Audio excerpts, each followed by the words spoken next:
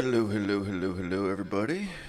I hope I am. Oh man, I can hear an echo from my other thing over there. Welcome, everybody. Hope everyone's having a fantastic Saturday. At least I know I can hear something. Yeah, getting some echo. Yeah, I fixed it. We should be good now. Should be better now. I had my laptop on, which I'm using for StreamYard for calls today, so I think that's what did it. Things should be better now. Let me know how I sound. It's been a while. Haven't been here in a while. Excuse the absence. Thanks everybody for sticking around, being here live on a Saturday evening if you are here live. If you're not live and you're watching later on, thank you too. You're all awesome and beautiful. I'm producer Steve. This is Blathering Backstage on a Saturday evening. Echo's gone. Excellent. Thank you, Brady. Welcome everyone who's here. JMB, Will McLean, Detective McCarcel, Brady. I saw James Holmes checked in earlier today. Always happy to see that. Good night over there across the pond. We're going to hang out for just a few minutes here, and then I'm going to play some games. You're still hearing some echo, reverb, some funkiness. That's interesting. Maybe my mic was a little... I shouldn't hear too much. Maybe I was a little too close, but anyway. Yeah, JMB, you gotta make sure you're not giving me bad information there. I joke. I kid. Anyway, I hope everyone's doing well. Like I said, haven't streamed in a little while. Been on most of the blatherings, but have missed a few. It has been a busy. Hold on, I'm gonna turn one of my monitors on. It's been a busy kind of just bit for a while. Life stuff for the past week, 3 weeks in general. So, you know how that kind of stuff goes. But I appreciate everyone who's hanging out. I appreciate all the kind words to everybody who reached out on various channels, Discord, Blue Sky, checking on me. So that's awesome. But just a quick personal rundown before we talk about the fun stuff. I've just had a lot going on personal-wise. We lost one of our dogs not too long ago, and so that was really tough on the family. So we've been doing a lot of adjusting and trying to get over that. So luckily, doing stuff like the blathering and all that kind of stuff has been a lot of fun and has been helping me get through that. But that's why we haven't done a lot of streams or anything. Just been prioritizing time and everything like that. And I have another baby on the way coming soon. My baby girl just turned 2 this last week. So it's just been a very busy time for producer Steve. But I'm happy to be here tonight. No blathering from Ken this evening. Ken is out. He is taking care of one of his friends. He's also, I believe, saving cats from trees, feeding sick and hungry babies, putting fires out, all those general things, all while taking care of one of his buddies. So we're happy to see that. We'll hopefully they're having a good weekend, and we will see Ken back on Monday. So anyway, getting that silly stuff out of the way, all about me. Didn't really see too much of what happened in the world today. I wanted to see from you guys, like whoever's here that's watching live, that's seen Fantastic Four. Especially if you can call in, I would love to hear your thoughts that are non-spoilerly, to kind of just make me feel like I'm missing out a little bit less. I have not had a chance to go see it. Obviously, I don't think I'll have a chance to see it anytime soon, but I really want to, and I just want to hear about people's experiences and how much fun they're having with it and what the theater experience was like and whether or not they enjoyed it and all that kind of stuff, what their history with the story is and all that jazz. So I'd love to hear that. So if you want to call in, the link to call in should be pinned in ye old chat up there at the top. Feel free. This is the Backstage, so no requirements as of yet. Ken has not locked the door quite yet. I'm sure that's coming at some point, but not quite yet. We're at 75 subscribers here on the Backstage, so if you haven't subscribed already, please do. Tell your friends if you like what you see on the blathering and want to do more of that, especially from producer Steve, but also throw some gaming and stuff in there, which is what we'll get to here soon. Well, I'd love to see that. I'm going to play some Battlefront tonight. Might play some RimWorld too. I also, you're seeing it again tomorrow, Brady. Oh, that makes me jealous. I'm also happy Saturday to you, Laserbolt. Happy Saturday, Tully. Do I have a beverage this evening? I do have a beverage this evening. This is this is round two technically. We had my daughter's birthday party earlier today. Um, that was 3 hours of a whirlwind. Um, and I got had a few drinks to get me through all of the chaos of that. Nothing crazy though. Kind of reset over dinner time and bedtime and all that stuff for the baby. Uh, Wife is upstairs. Went to bed early after a very tired day, and so we're starting over. I had a cup of coffee like an hour ago to recharge, re-energize. So we got here. Oh, thank you so much, JB. So we had to re-energize, recharge, and get some coffee, get some caffeine in me. So that's what I did. And now we're back to the beer. So we're gonna drink some beer, play some games, chill, chat with you guys. I want to see if you have questions, call in. If you have anything in the chat you want to talk about, please let me know. But I'm just gonna hang out and play games. And I figured I'm already all alone, and it's 9 o'clock at night here on the East Coast. Why not make it a stream? Hang out with you guys, give you a little background entertainment while you're doing your own thing, whether it's playing games or your own hobbies. I'm all about the second screen entertainment. That's what we talk about doing here on Backstage. But yeah, I want to hear about your Fantastic Four stuff. I don't think any life-shattering news has happened at any point today, which is good. I don't, we're all still here, so the world hasn't totally blown up. Um, I know the president is in Scotland, so that's not he's not here at least, so that's not horrible. Um, Today was a tough sports day. Oof, like not a lot going on. I mean, I'm an F1 fan, so there was some F1 stuff going on this morning. Pretty boring sprint race. Qualifying wasn't good for me as a Ferrari fan for the most part. It was rough. I don't want to talk about it. Maybe if Jared calls in later and pokes me about it, I'll tell him about it. And he'll get me to gush about it, but it's a sore spot at the moment. Baseball's going on right now. Last I checked, my Reds were beating Addie's Rays 4-2, bottom of the eighth. Love to see it. Um, what else? But yeah, this was a pretty light sports weekend. We are in training camp now, at least for the NFL. That's very, very exciting. We're 30, are we 42, 40 days, I think, now from the start of the NFL season, something like that.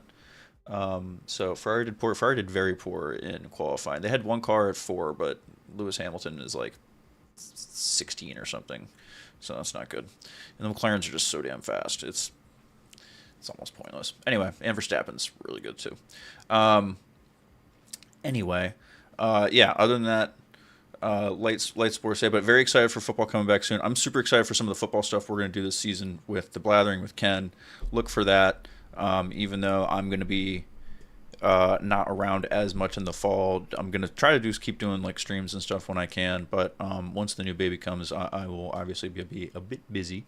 But weirdly enough, like I think I played more video games in the 3 weeks after my first daughter was born than ever, just because they just sleep a lot. So, when they're sleeping, you're supposed to sleep. So my wife and I would kind of like trade off making sure we got enough sleep. And if she was sleeping, the baby was sleeping, had already done my, stint. I would just play games a lot. So what are you going to do?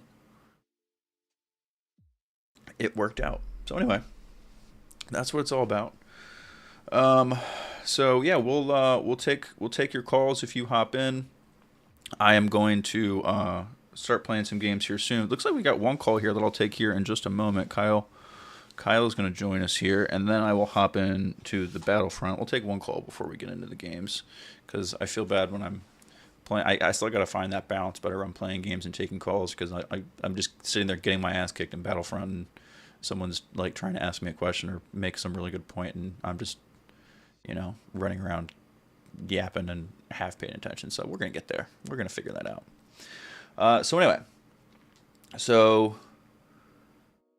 listening to Backstage is that build my new computer. It's gonna be a beast. Oh, Laserbolt, I would love to hear what you're putting in it. I mean, imagine if you are doing the flight sim stuff, it's going to be a beast, because your 7-year-old PC finally blew up. Oh no, that's not fun. Yeah, Microsoft Flight Simulator is no joke. So you need you need some beef behind, especially if you're playing. And I don't know if the new one is like that much more demanding than 2020. If 2024 over 2020, but yeah, I know the flight simulator games are they take a lot. I have a 4080, and even in VR it or a 4080 Super, and even in VR it chugs. So anyway, don't buy HP, says Toy. I'm with you on that. I'm with you on that. Even though HP is plastered all over my favorite race team, Ferrari, in F1, totally dig that because hate HP products, hate what they did to the car. It looks crappy. It looks terrible. But you know what? They gave Ferrari a shit ton of money, so we'll take that. Anyway, getting pwned by Yoda. Man, JMB, I got my ass kicked by Yoda last time. You have no idea. Nope, I don't do pre-made PCs. Lisbo, I don't blame you. There's a lot of people dog pre-made PCs, and I don't blame you. But there is a market for it. I think, especially for the folks who like are just getting into it and don't have the prior knowledge on how or why to build on your own, or like how to put one together, or where to look for parts, or like what's good and what's bad and all that stuff. It does take a lot of research, and pre-builds are, especially during the GPU crunch crisis, it's a little better now. Like it's easier to find GPUs now, but especially last year, pre-builds weren't horrible.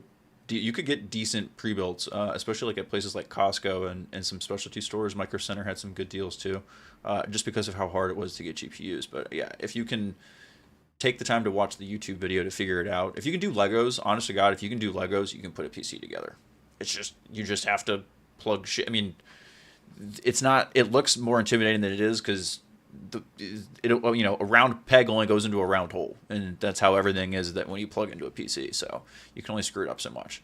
It's just delicate, that's all. But PC Park Picker is your friend as far as building stuff and getting it all together. But what you have to do is your research on like what's compatible, what's right for you, like budget wise, and all that jazz. And then making sure it's all compatible and fits in the case and all that kind of stuff. But if you're in the Discord, if you're in the Blather Discord, and you ever want help with that, just let me know. Happy to do that stuff. I built all sorts of computers and stuff. Have done, and happy to.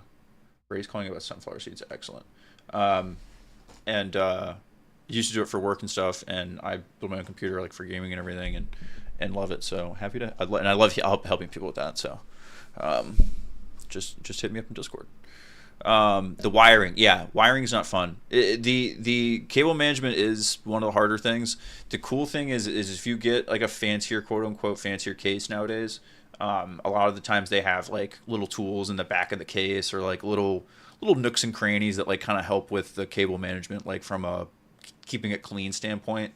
And I always recommend the modular power supplies, so that you can like plug every cord in individually instead of the ones that like look like an octopus when you pull it out of the box. But and PC Part Picker make sure is great to make sure everything's compatible. The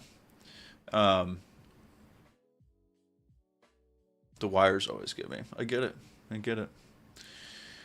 I hear you. All right, so we're gonna bring on our first call of the evening, and we're gonna play some games here soon. We got Kyle, we got Brady on the lines. Thank you everybody for being here, for hanging out with us. I appreciate it. So without further ado, let me make sure my audio is all set up. Kyle, I'm going to bring you on to the stage. Sir, I've been over here for the people who are in the chat. Let me go to there. There we go. Now for the people in StreamYard, they can see me. But I'm going to go here for just a second to add you to the stage. I'm going to go to the one shot, add you back. There you go.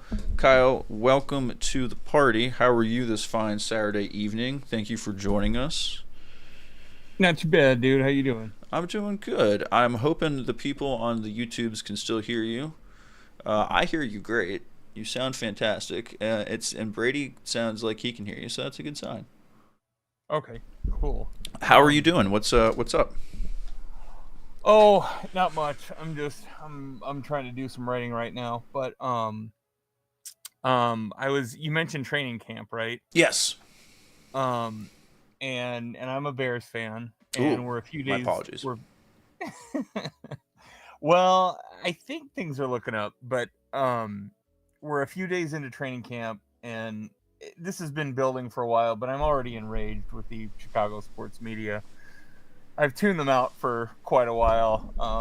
But every time I happen to see a bit, like a clip on.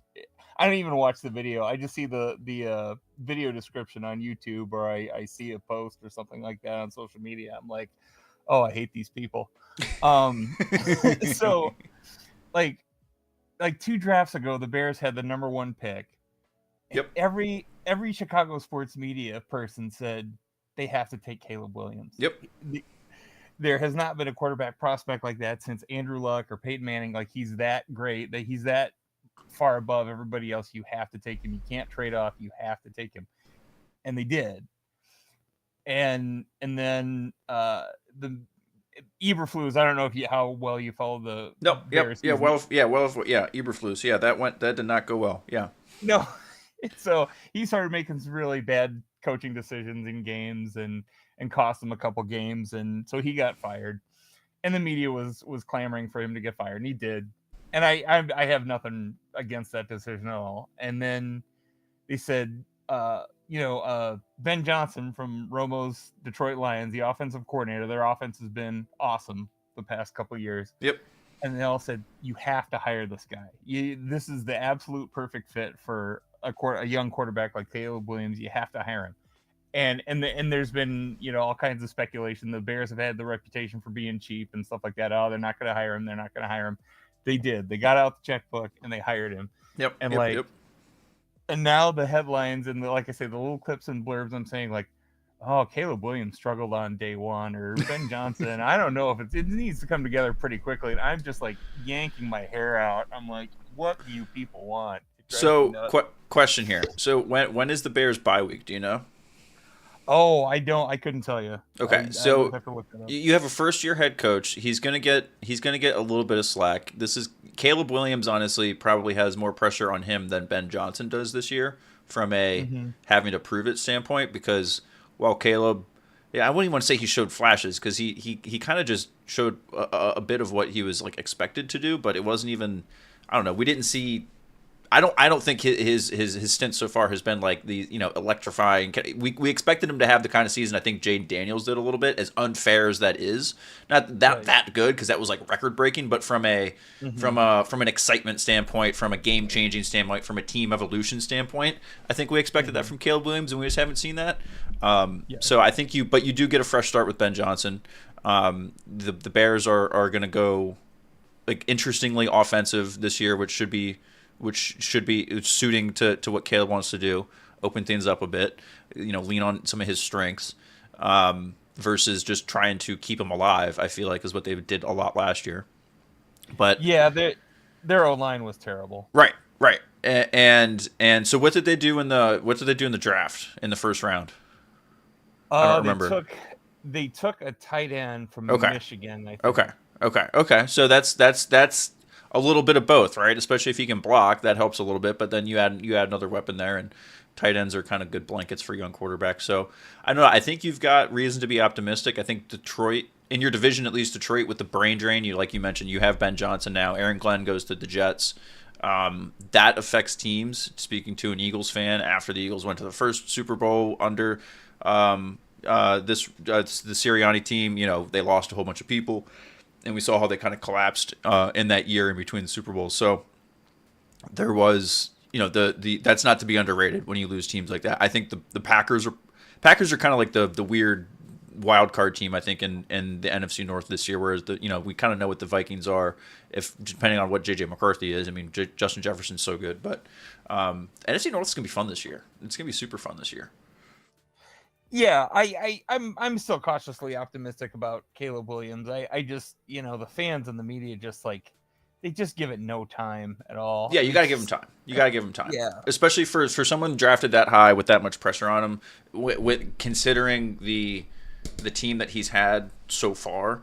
This is the year though where it's like, okay, now Yeah. you have I mean, again, fresh coaching staff is tough. That's you that usually takes a little more time to gel, but he has more weapons and the roster on paper is a little stronger now. So Yeah. it's like, okay, Caleb, you got to show us something. You got to show us something Right. this year. But I'm with you. He doesn't need to be the second coming of Peyton Manning or Andrew Luck or you know what I mean to justify his that he's got the goods. Right. No. Yeah. Totally agree. I just like I say I complained to a couple friends. I was like that. Like I say, that's why I've tuned out from the media. It's like, and I know I like surveys. I think studies have shown that like negative news does better than just gets better ratings than positive news. Right. And Oh, it's yeah, of just course. like they're always so negative, Yeah. and it Yeah, drives yeah. me nuts. It's so much easier to have an opinion about the bad news and the crappy stuff, and the good news is boring because everyone just says, yeah, rah rah, good news. Jambi says the Bears bye week is week 5 this year. They play the Raiders week 4, week 6 they play the Commanders. So at least you get a bye week before you play, which should be a good offense in the Commanders. Well, we'll see if they actually sign their wide receiver McLaurin. I haven't seen the news or anything to see if they've signed McLaurin. If anyone in chat has noticed that, let me know. I could Google it, but that requires me putting in effort. I got a lot going on over here. No, but I appreciate it, Carl. So anything else about the training camp, about the foosball that you're excited about? We got the Hall of Fame game here coming up on Thursday. Oh, who's in that one? I want to say it's the Chargers and someone. Chargers and someone. Let's see. Hall of Fame game. Chargers and Lauren Romo's Detroit Lions. Nice. Yeah. Yeah, Thursday, July 31st. Justin Herbert's kind of a little farther down the same path. He's shown some flashes, but he's kind of starting. I feel like he's starting to kind of get the never won a playoff game, never gone far in the playoffs, and I hear that. Happen for him? Is it going to happen? I hear that. I'm with you on that. I'm pretty sure Jared is calling in from work. That's hilarious. No, but I'm with you on Herbert needing to show something. Here's the thing. I'm of the belief of I think Justin Herbert's really, really good. Like I do. Mm-hmm. I think if you put Justin Herbert on the Bengals, you get fairly similar results. Okay, as Joe Burrow. I think Joe Burrow is maybe like a step above better still, but I would totally take Justin Herbert as if I was just your run-of-the-mill average NFL team that needs a quarterback. Yeah, sure, give me that. 9 times out of 10. The teams around him have not been great. They've just been okay. He's got, what everyone considers to be good coaching. I mean, Harbaugh, historically a good coach. So this is, I think this is a similar year where on the AFC side, it's kind of you got to show the good. Again, I think that's a great situation where I think the quarterback is under a little bit more pressure than the coach, right? Harbaugh's a little bit more of a known commodity. In your case, Ben Johnson is a brand new coach. Usually that first year you get a little more leeway. But in both cases, the quarterbacks are the ones that have a little bit of edge. And you know what? Ken's Dolphins are in a similar spot, but they're both on the hot seat between Tua and McDaniel, at least in my opinion. So, yeah, I agree. Yeah, yeah. That's about all I had. I just wanted to good stuff. Vent. No, that is what the Backstage is for. You can always come here and vent about your Bears. I hope if you're a fantasy guy. Please let me know, and you can get in on the Blathering Backstage Fantasy League, or just the Blathering Fantasy League that we're going to do. It's not the Backstage; it's the Blathering. We'll be putting that together, and I'm sure we'll use the Backstage stream as like an avenue to talk more and break it down and get real nerdy and talk shit to each other and everything. So hopefully we'll get that set up towards the end of August. I am a believer in fantasy drafts of doing it as late as possible because every time I do a draft in like the beginning of August, all my people get hurt in the preseason or like training camp or whatever. So I like drafting like right before week 1. Yeah, as close as possible. As close as possible. Don't get any, gotta play it don't safe. Get any surprises. Gotta play it Although safe. I like to call them visits from the ACL ferry. It just depends on how many visits my team gets from the ACL ferry every Bless year. all the knees and ankles and shoulders and elbows and everything. Just everyone get through camp. Rivals, teams you like, all of it. Everyone needs to be healthy. It's more fun that way. Yeah. More fun that way. Kyle, I appreciate you calling in, man. Thank you so much for hanging out. Okay, no problem. Thanks, Steve. Yeah, take care. Alrighty, we are going to keep on rolling here. Thank you so much, Kyle, for calling in again. Love talking the football. We're gonna keep keep doing that. I am gonna get started on. We're already 26 minutes in here, which is great, and I'm gonna get started on some Battlefront here soon. And as we get rolling, um, Brady was here first. Jared calls in, and he looks like he is uh, is still at work, and I just see drop ceiling tile. So we'll bring them both here in a minute, but we're gonna give Brady the floor on his own momentarily to see if he's got anything to say. I imagine he's got some basketball takes or something that we need to talk about. So with that being said, Brady, how are you, sir? You are on the show, but you're here. I'm the only one that can see you. Don't worry. How Hello. are you doing this evening? Hello, good. Do I sound okay? You sound great to me. Hopefully, Okay. Laserbolt or Okay. JMB or someone in chat will tell us, but you sound fantastic to me. I have new headphones on. This was one of my grief purchases, and Oh, I can't hear jack shit like outside of these, and even my monitor is not very high. So I don't know. It's tough for me to judge sound, but you sound fantastic to me. So oh, yeah, that's Laser good. That's says good. Laser says you sound good. So good, excellent. All right, that's good. Um, I think for this thing, I might need to be on camera. Is that possible? Um, yeah, let me figure that out. I can totally do that. Let's see Okay. here. I can do StreamYard, chat, and then hold on. Yeah. So what do you got planned? Like, are you showing us something? Like, is this a food thing? Tell me this is a food thing. Yeah, this is about sunflower seeds. Oh, this is about sunflower. Okay, yeah, you told me you were talking about sunflower seeds. Okay. Let me sorry, I'm trying to get. I'm just gonna take that off. Honestly, we're just gonna remove that. It's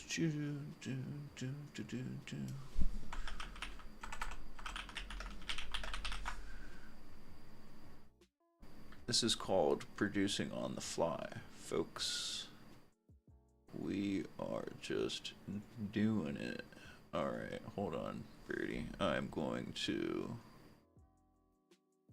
Maybe we can like go through the background of this call Oh no, while I got it. you. No, I got you. I Okay. got you. I'm not using StreamYard to stream as I've said before. So what I'm gonna do is I'm gonna put you up. I'm gonna see if I can make you full screen or something Oh, full without taking screen. me off. Hold on now. No, there you are. Remove me. Add me back. Can I go full screen on you? No, still no. Whatever. It's better than it was. All right. As long as there's some visual component. Is you gonna keep it? Are you gonna keep it visual? Or are you gonna keep it vertical? Visual. Are you gonna keep it vertical? Yeah, I think. Okay. I'm on my phone. I don't know how to It's okay. flip it. No, it's okay. You're good. I got you. I'm almost done. I'm just setting up the little screen here for it. We got this. We got this. We got this. Okay, Brady. Okay. I'm gonna be over here for this. Are you ready? Are you ready? Here you go. Say hello to Brady, everybody. You should be on and live. There you go. Okay. So what have so just to give everyone some context here quickly. So we were talking last show about sunflower seeds as a treat. I wasn't even really sure what the context was why we were talking about sunflower seeds, but we were. Yeah.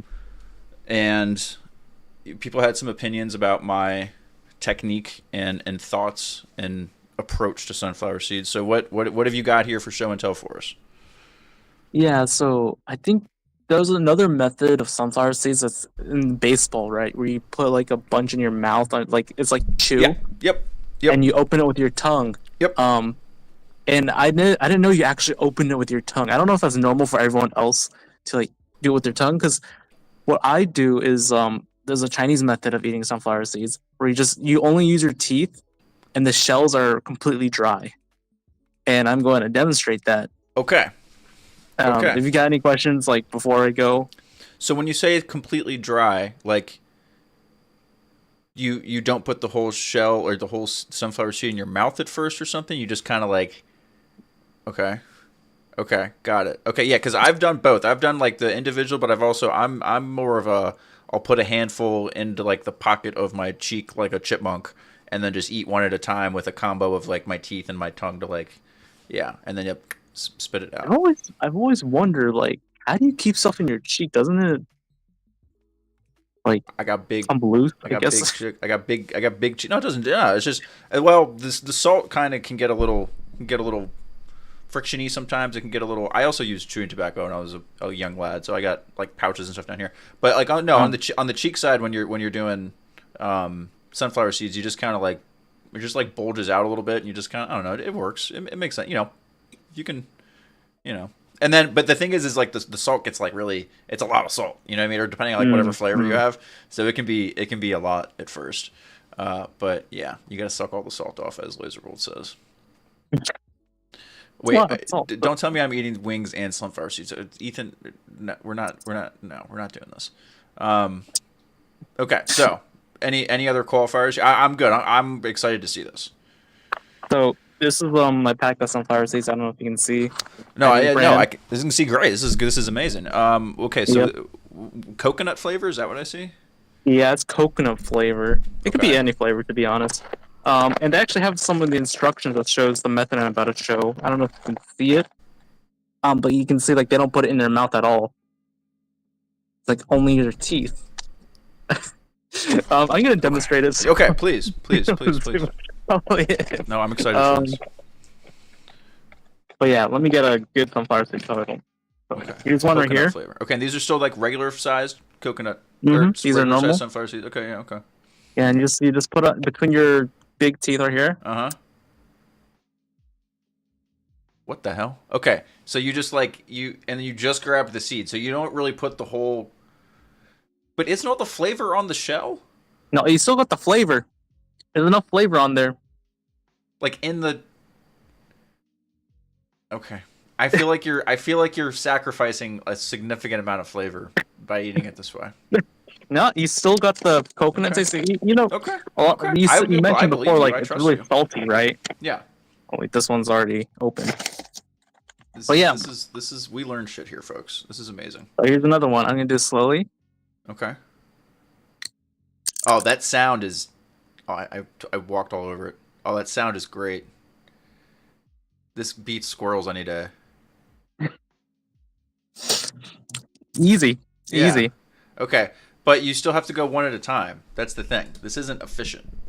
You know what I mean? Yeah, I can put a whole handful of sunflower seeds in my mouth and like walk around and like, you know, throw a baseball as us lads do with sunflower seeds. You know, things like that. Yeah, but it's in your cheek. You can't talk, right? It's just like... You can talk. You just, you know, sound... Damn it. Now... All right. Monday, someone send me a message on Discord so I don't forget. I'm going to bring some sunflower seeds. I'm just going to have a whole sheet full of sunflower seeds. I'll have my bottle there. It'll be like the good old times. I'll show you exactly what I'm talking about. It's not hard. I'm going to sound ridiculous, but it'll work. It's going to be a little gross, but we won't show the bottle. We can have it off camera. But yeah, I think in Chinese culture, sunflower seeds usually eat them with tea. Okay. So you can go through like 2 bags of sunflower seeds over the course of like, I don't know, just over some tea. Oh my gosh. Yeah, some, you know, you just talk a lot. You just eat them individually. Yeah. So is there an etiquette thing, or is there like a, and I mean this like, you know, because I'm ignorant. Is there like a different etiquette thing, or like a thing to do with the seeds, or you just chuck them on the ground, or do you like, you know, is there like a special thing you do with them, or do you reuse, like, is there any, you know, anything there? Oh, no, you don't chuck them on the ground. You just put them on like a pile on a plate or something. Okay. Like my family's also from the countryside, so we're not really, you know, we don't do like the high culture thing. Right. No, well, it's not like going to a Texas Roadhouse where there's just like peanut shells all over the ground, I guess is what I'm saying. Yeah. That's good. No, some people do that. That's a good thing. I mean, if you go to the Dodgers game, they got sunflower seeds in the dugout because they throw seeds. Right. Like whenever someone gets a home run, they throw seeds at each other, and there's so many sunflower seeds. Baseball dugouts are disgusting. That's for sure. Yeah. And because it's not just sunflower seed stuff down there. Yeah, sometimes there's snakes down there. Tully asks, does anyone ever have peanuts in Coke, or eat wet peanuts in the shell? I am peanuts not. Southerners claim this. I may live in the South, but I'm not a Southerner, so I couldn't tell you. Peanuts and Coke. Peanuts in Coke, like eat or he says or eat wet peanuts in the shell. Like that sounds. I've heard of this and no, that sounds gross. Says Ethan. Yeah, Oh, I know. totally agree. Yeah, I know about wet peanuts. I used to live in Texas, so Okay. I've heard about wet peanuts. I don't know, like peanuts and Coke.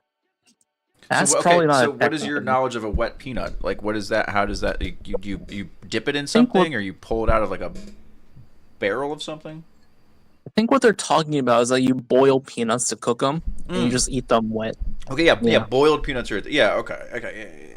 Boiled peanuts are a thing. I'm Yeah. familiar with boiled peanuts. I didn't think what Tully was talking about made it sound like someone just takes like a little glass of Coke and then dumps some peanuts in there and just takes them out and just goes to town. But Yeah, I've never heard of that, but beer and peanuts is actually a great combination. beer and peanuts is a great combination. Salt Yeah. while you're Yeah. drinking. That's the best. Mhm. That is what everyone's going for. Alrighty. Well, I appreciate I super appreciate the demonstration. Yeah. That's also like I think. Oh, I remember the context we were talking about originally. So we're talking about car foods, right? And Yeah. so Yeah, when Ken said it was yeah. nasty, I was like, nasty. He was like talking about it was really wet and like a lot of spit. I was like, I was thinking about like, the method I was doing. Is like you don't get you're just the shells are dry. You just put them in a pile, right? Right. I Right. think that's why people spit it on the ground too, because it's all wet, and so you don't want to put that on the table. Yeah, that's like you do put on the table. If you're outside and it's like if you're at like a picnic or whatever, you're outside like a grassy area. It's not someone's like yard or whatever. Yeah, I think it's mostly socially acceptable to just spit them on the ground, like into the dirt or the grass, whatever. The birds or something or some wildlife will eat it. Yeah. It's biodegradable. But otherwise, if I'm in a car or something, then or if I'm in someone's house, and historically, then I would just go to like a water bottle, like an empty water bottle, and just spit them into that. Because then when you're done, you just close it and throw it away, and that's somewhat less gross. Yeah. I feel like. Yeah, like I picked up this habit from one of my dad drives. My dad had like a hand on the wheel, right here, Mhm. and then he had another hand like just his sunflower seed hand, basically just eating Mhm. sunflower seed in his right hand, and that's the method. You have your hand, you grab sunflower seed, you just do it, and you have like a little bag Right. to Right. throw Okay. out your sunflower seeds, and they're Got not it. wet, so they can be a bag. Yeah. It's a great car food. It's- You're okay, using your yeah. mental bandwidth to Yeah. move. I'm with you. I think it's a good car food too. I'm totally with you on that. All right, so I'm going to boot up Battlefront here real quick, but while I do that, I want to hear your and if you're fine staying on camera, go for it. But I am get this started. I want to hear you saw Fantastic Four, right? Yes. Did you nod? Oh I yeah, needed a verbal yes, confirmation. Sorry, I wasn't looking. Yes. Okay. So have you seen it one time or more than once? Yeah, I saw it one time. Okay. So like overall, overall thoughts. Like I think you talked a little bit about this the other day, but I want to hear just like from a non-spoiler standpoint. Is there how big of a Marvel fan are you, first of all, I guess, and like it's so cliche to say where does this rank on your Marvel stuff, but more importantly, post Endgame, how does this movie kind of rank / make you feel compared to other Marvel properties? I think post Endgame in terms of Marvel. Also, in terms of Marvel fandom, I wouldn't say I'm like a huge Marvel fan. Though I say that when I've watched like almost all the Marvel movies. Yeah. And Same. watched all the previous non MCU Marvel movies. I was a huge Raimi Spider-Man fan. Okay. Okay. And I say that as I listen to like the Nerd Academy podcast, Right. Right. And yeah, but in terms of post Endgame rankings, I think this ranks pretty well in my opinion. I think this is my new comfort Marvel movie in a way. Comfort Marvel. Okay. Yeah, comfort. Interesting. Yeah, and I say that like WandaVision was like one of my favorite shows, and the same director. there's like a little bit of tragedy in WandaVision, and this Okay. one is just like kind of its own thing filed off. It's not being continued into another movie. Mm-hmm. It's like a tight knit story. So I think I can just this is my rotation of movies. I'll just put on the background. Right. I hear you. Okay, that's interesting because from the initial like I don't know, from the initial trailers and like the vibe of what I've seen from the movie. Again, I haven't seen the movie yet, but like it does not look like a comfort movie. It looks like I don't know. It's like we're talking about Galactus. Like that scares the shit out of me, right? Like the Silver Surfer lady. Like she looks like she's weirdly hot, but she's also scary and gonna kill us all. You know what I mean? Like I'm not afraid to admit it. The Silver Surfer lady she looks hot. Like for a silver, like person who's gonna kill us all. Like I don't know. I dig it. But yeah, there's to not go too spoiler. There's definitely a moment between the characters. And if you know anything about Fantastic Four, you're probably gonna guess. I know very little about Fantastic Four. Again, this isn't even like I'm not even gonna get into spoiler territory or anything because I don't even get close. But like I'm not. I've seen Detective. I have seen the trailers. I've seen the Chris Evans Fantastic Four movie. I did not see the Michael B. Jordan Fantastic Four movie. I know none of them. I know it doesn't matter to any of these, but as far as like my lore with the Fantastic Four, that's all I really know. But I do know like from the comic books and like from my like knowledge of Marvel like cartoons and comics and stuff growing up, I know the Silver Surfer and like their relation to Galactus and like that whole thing. But how that translates to the MCU and how they're going to use it and stuff, I have no idea about. But I am excited for that just because Galactus is like badass, and I'm always interested in how they treat these like big giant threats. Even though I think that's one of the big criticisms people have of Marvel lately is like everything is a big giant existential threat. But so that's really interesting. I'm really actually excited that you say it's like a comfort movie because I love watching the movies that are like. There's a lot of Marvel movies that I haven't really rewatched a lot because they're either heavy or like they're not like happy-go-lucky. Like as much as I love Civil War or not Civil War, The Winter Soldier, I don't rewatch it a ton just because it's just I don't know. I mean, it's a good movie, but it's just I don't rewatch it as much just because it doesn't. I don't know. It's like you said, it's not as comforting, I guess, as some of the other ones. But here I am, like off screen, so I'm trying to fix this thing over here. But yeah, so I'm gonna I'm gonna sit this up over here real quick, Brady. Make sure I can still hear you. There we go, and yeah, there we go. You're still good. And we're gonna cut there. Boom. StreamYard audio is still on. Game audio is on. Excellent. So, all right. So anything else? So interesting. Was there any? Okay. Here's my one spoiler-ish question, and this isn't even a spoiler. So if you are really don't want to know anything, this is your chance to mute yourself really quick. But just give me like a yes or no. I've seen the trailers. Are there? I understand that this is like a different Earth, I guess. But can you tell me, do we see other characters we've seen before? Do we see any characters we've seen before at all? No. Okay.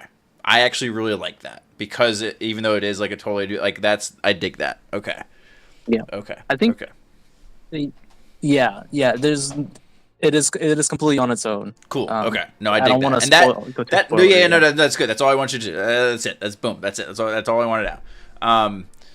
Because that I think that sets it apart and makes it, it helps it stand on its own more because it doesn't have to lean on any of that or like rely on that, I guess. So okay, dig that. Yeah. And just another thing, I'm glad you mentioned the previous adaptations. Yeah. Because I feel like this one is they finally got like Fantastic Four right on the screen, on the movie screen. Any concerns that people had of the casting, right? There was some concerns about Pedro Pascal's, like, is he just gonna be Pedro Pascal? Which Pedro Pascal's an excellent actor. There's also was it Vanessa Kirby? I think. That's I don't. I think that's Vanessa Kirby. She's Invisible Woman. Yeah. In this movie. Yeah. So there's like some I heard some talk about the casting, but I think they they really nailed the casting. Good. This Yeah, is yeah, yeah, yeah. definitely Reed Richards, as we know from the Okay. comics. Yeah, So you this you is don't have notable. Pedro saturation. Good. And even as someone who loves Pedro, right, it's like he's an excellent actor, I think, and Yeah. is not like some some stars. I guess some of the Chris's, right, where they're basically acting as themselves, so you can kind of get that oversaturation. But Yeah. Yeah. Yeah. Yeah. he's a great actor, and Yeah. he's a great Reed Richards. Yeah, he's got a lot of range too. I feel like he's less stuck in role, stuck. Like when I see Chris Evans, I see Chris Evans a lot of the time. You know what I mean? When I see RDJ, I see RDJ. But with Pedro, I think he's I don't know. He just seems a little more rangy. But okay, last question, and then I'm gonna bring Jared on here while he's pacing around his work. I also don't want to get him like in trouble or anything, obviously. But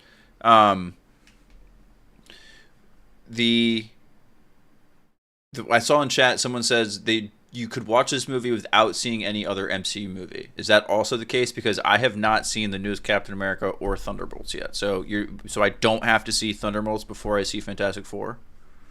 You do not have to see honestly any MCU movie. That's actually that's really cool. Yeah, that's really cool actually. A new entry point. Yeah, I love that. I'm glad that they did it that way because I think that that obviously makes it more accessible, but that's really cool. Okay.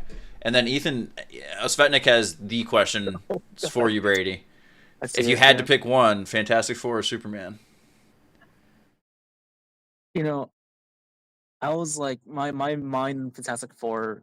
I read Alden's letterbox review, which he writes great letterbox reviews. Shout out to Alden. Yeah. And I really agree with this.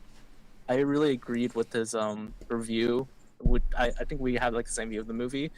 Like they're very different movies. My personal preference is I think Superman is honestly now my favorite superhero adaptations. Like one of my all-time superhero adaptations. Oh wow. Okay, what was your favorite before that? Just quickly. You don't have to explain. Just what was it? What did Superman dethrone? Dethrone. I don't want to say really dethrones. I really liked the first Iron Man. Okay. So it's on that level with you, though, is what I mean. Yes. Okay, got it. Continue. I also play Spider-Man 2, because Raimi Spider-Man is also my childhood. Right. You talked about the Raimi Spider-Man. Yeah, same. Yeah. Okay. You can kind of see the tone of my preferences in the superhero movies. Yeah. Okay. Very cool. No, Fantastic Four is great. Okay. Yeah. No, I'm excited. Yeah, it's not a pick one against the other, but it's always an interesting question of, people have their preferences. What would you like more? Well, Brady, you're welcome to hang out and chill if you'd like. I'm gonna play some Battlefront. I'm gonna bring Jared on here. But I appreciate your thoughts on the movies and also educating us all on sunflower seeds and your wonderful demonstration. Sounds great. Whatever you're doing for audio and stuff, you'd replicate this for Ken's calls because you sound fantastic. You don't sound. Well, it sounds fine. You don't sound far away. Sometimes you sound really far away. Oh. So that's what we need to work on. So this is great. This is what the Backstage is for. It's for testing these things out, making sure, we sound good and stuff. And you sound fantastic. So whatever you're doing, keep doing it. Oh, okay. Good. Wow. Right. So this sounds better than my actual mic. That is well. You're the folks in chat can chime in. I mean, to me, you sound crystal clear and loud enough. Whereas sometimes I've noticed on the last few shows you've been a wee bit quiet. So that's all. That is all. Patty Boy agrees. Both movies are awesome and we're eating good. Yeah man. Comic book fans are eating good. Period. We've had it well the last few years. So. Alrighty. Brady, like I said, you're welcome to hang out if you'd like, but I'm going to bring on Mr. Jared while he is at work. We are definitely stealing wage time or money or something at this point. Well, because I don't think he's, this is probably not in his employment contract, but it's fine. What happens when you're the manager. Oh, wow. Okay, so he gets to do both things. How are you doing, Jared? Happy Saturday. Oh, happy Saturday. I close in 9 minutes, and I still excellent. got assholes coming in and out. Oh, they're not assholes. They're your paying customers. That's how the economy works. You need people to buy their booze, right? 9:50 at night, and Hey. you are worried about scratch tickets, you're an asshole. Okay, hold on. This is okay. Let's have this conversation, guys, and whoever's listening. So, let's say, and I've worked in a restaurant before. Let's say you work at a restaurant, because I think this is a management problem. Let's say you work at a restaurant that closes at 10 o'clock, okay? But this restaurant is stupid, and they don't do the thing where, oh, we close the kitchen at 9:30 or whatever, so that you don't have this scenario happen. But I've worked at several restaurants where this scenario happened. The kitchen closes at 10. The restaurant closes at 10. I walk in at 9:50. I'm not trying to sit down and have a meal. I understand the restaurant closes in 10 minutes. I'm going to leave. But I walk in at 9:50, 9:55 trying to get takeout. Asshole or okay? Asshole. Brady? Yeah, I think I'm with Jared. Like, if it's 10 minutes till closing time. Just for But it's takeout? Food service. Just I'm takeout? Yeah, it's If you're, oh, It's just If it's takeout. We're already not sitting down. prepared. We're not sitting down. We're not sitting down. It's just takeout. no, because Asshole. Really? You guys are all saying asshole here. This is shocking to me. the kitchen is clean, brah. Like restaurants should be doing last seatings, like close at 10. Right, no, last no, seating at Jared, 9:20. You're not wrong. I'm just saying, you're right. Like a good restaurant or a good manager has the policy where, hey, if our restaurant closes at 10, we stop taking orders at 9:30 or we stop taking to-go orders at 9:45 because we're closed. But that surprisingly does not happen at a lot of places just don't have that policy, right? Because they will take that dollar till the very last minute. So if I'm at a place that it's fast casual, it's not a fast food place. Plenty of people sit down there to eat, but it's also not the Cheesecake Factory or whatever, right? Kind of or some kind of super fancy kind of, not that you know what I mean.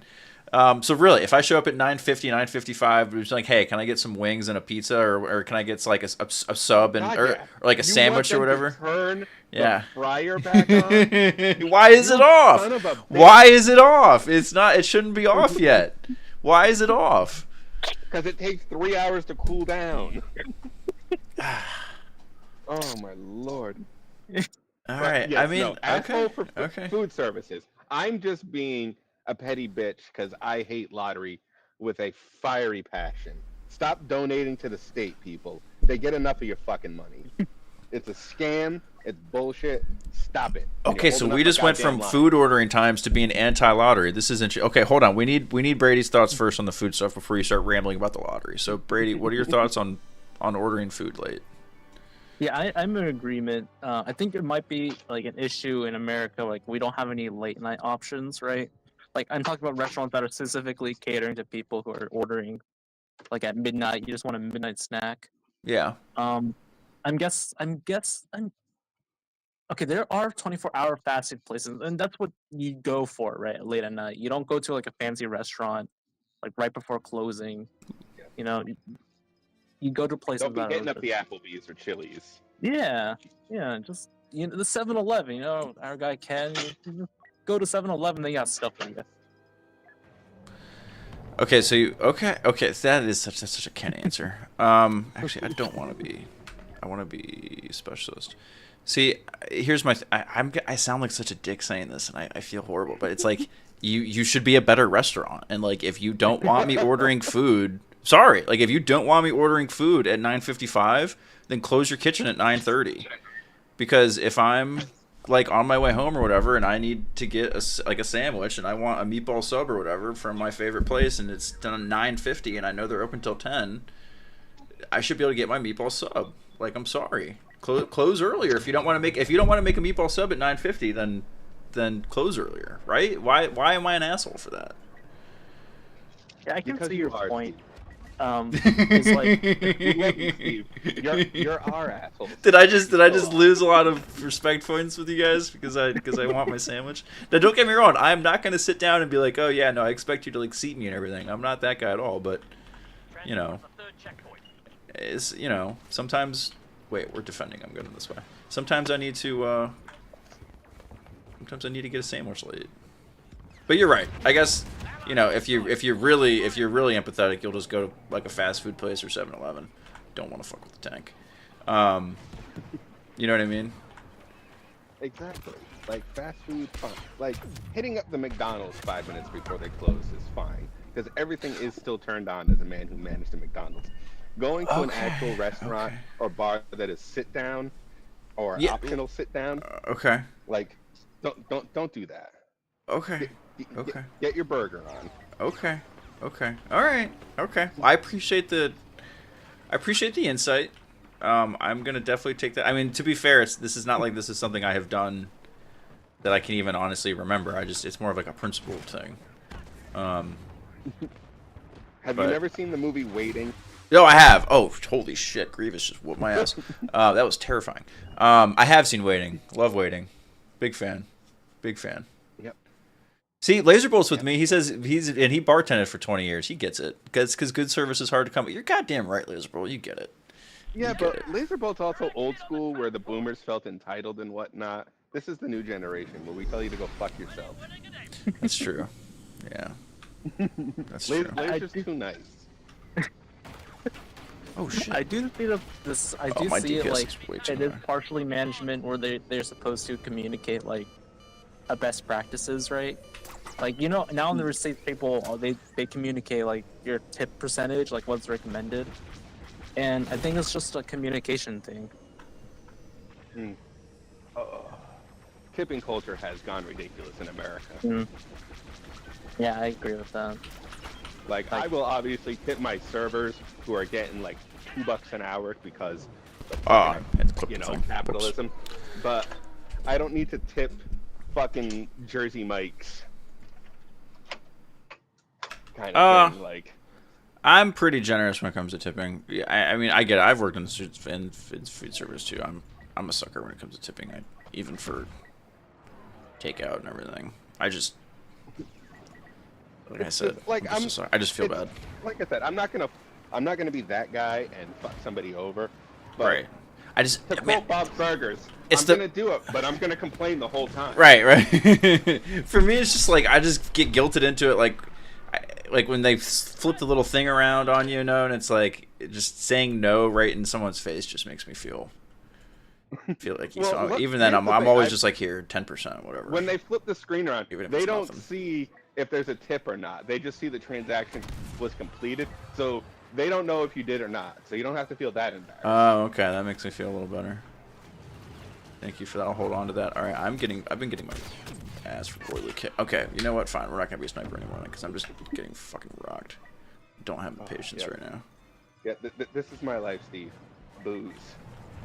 Much, It's a lot of much booze. I mean, booze. it makes the world go round, kind of, It in a really sad way. does.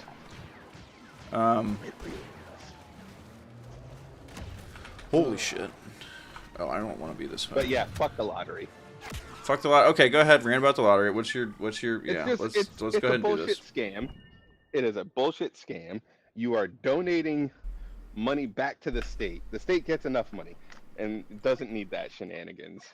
Doesn't it go to And like you're the? holding up my Doesn't it goddamn typically line. go to the public education? So You want to take they money away from the break it teachers? down, like there's a percentage that does, percentage that goes back into the lottery, percentage that goes to administration. There's a whole breakdown I can get from my lottery rep, but it's still a bullshit scam because you're not gonna win. Because every asshole who also comes in being like, "Oh, I hit $5,000 or $10,000 on a scratch ticket one time," then you ask them, "Where's that money now, and how much have you spent before and since?" Yeah, no, They don't have those answers. Yeah, no, I get that historically it's lotto winners do not do well or have not done well. No. And there's the people who do it too are also annoying as hell to me. Like, what number is this one on? It doesn't matter, bro. They're random. Don't matter. Just pick one. Or the people tell me, pick me a winner. They're all losers. Pick That's me a winner. exactly what I think. Okay, well, yeah, you have a very strong bias on this because you experience oh my god, there's a fucking destroyer right up there. God, every time I swear to God, I play this game quite often, and I come on stream and I play this game and I get absolutely fucking destroyed every time. It's pathetic. It's you know why? Because it's the 10-year-olds out there. Man. Yeah, I know that's fine. I hope they're having fun. I'm fine with it. I'm playing games because I just it's Saturday night and I'm fucking exhausted from my day and I just want to hang out. Dude, there were probably kids playing this who were born after it came out. After it came out in 2017, so yeah, you're probably right. Oh God, I get to when I card people now. Kids who were born the year I graduated high school get to buy booze. You know how awful that makes me feel?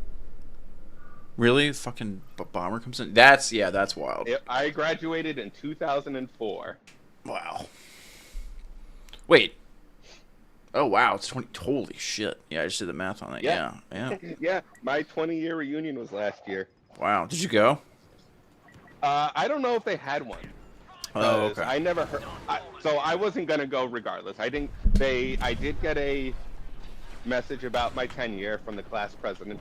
She found me on Facebook somehow, but got nothing for the 20. And the one person I'm still in vague contact with from high school had nothing about it either. So they probably just didn't do it because nobody cares. Gotcha. I hear you. I'm gonna turn that off for just a moment. Brady, do you have any hold on, Brady, do you have any radical thoughts on the lottery?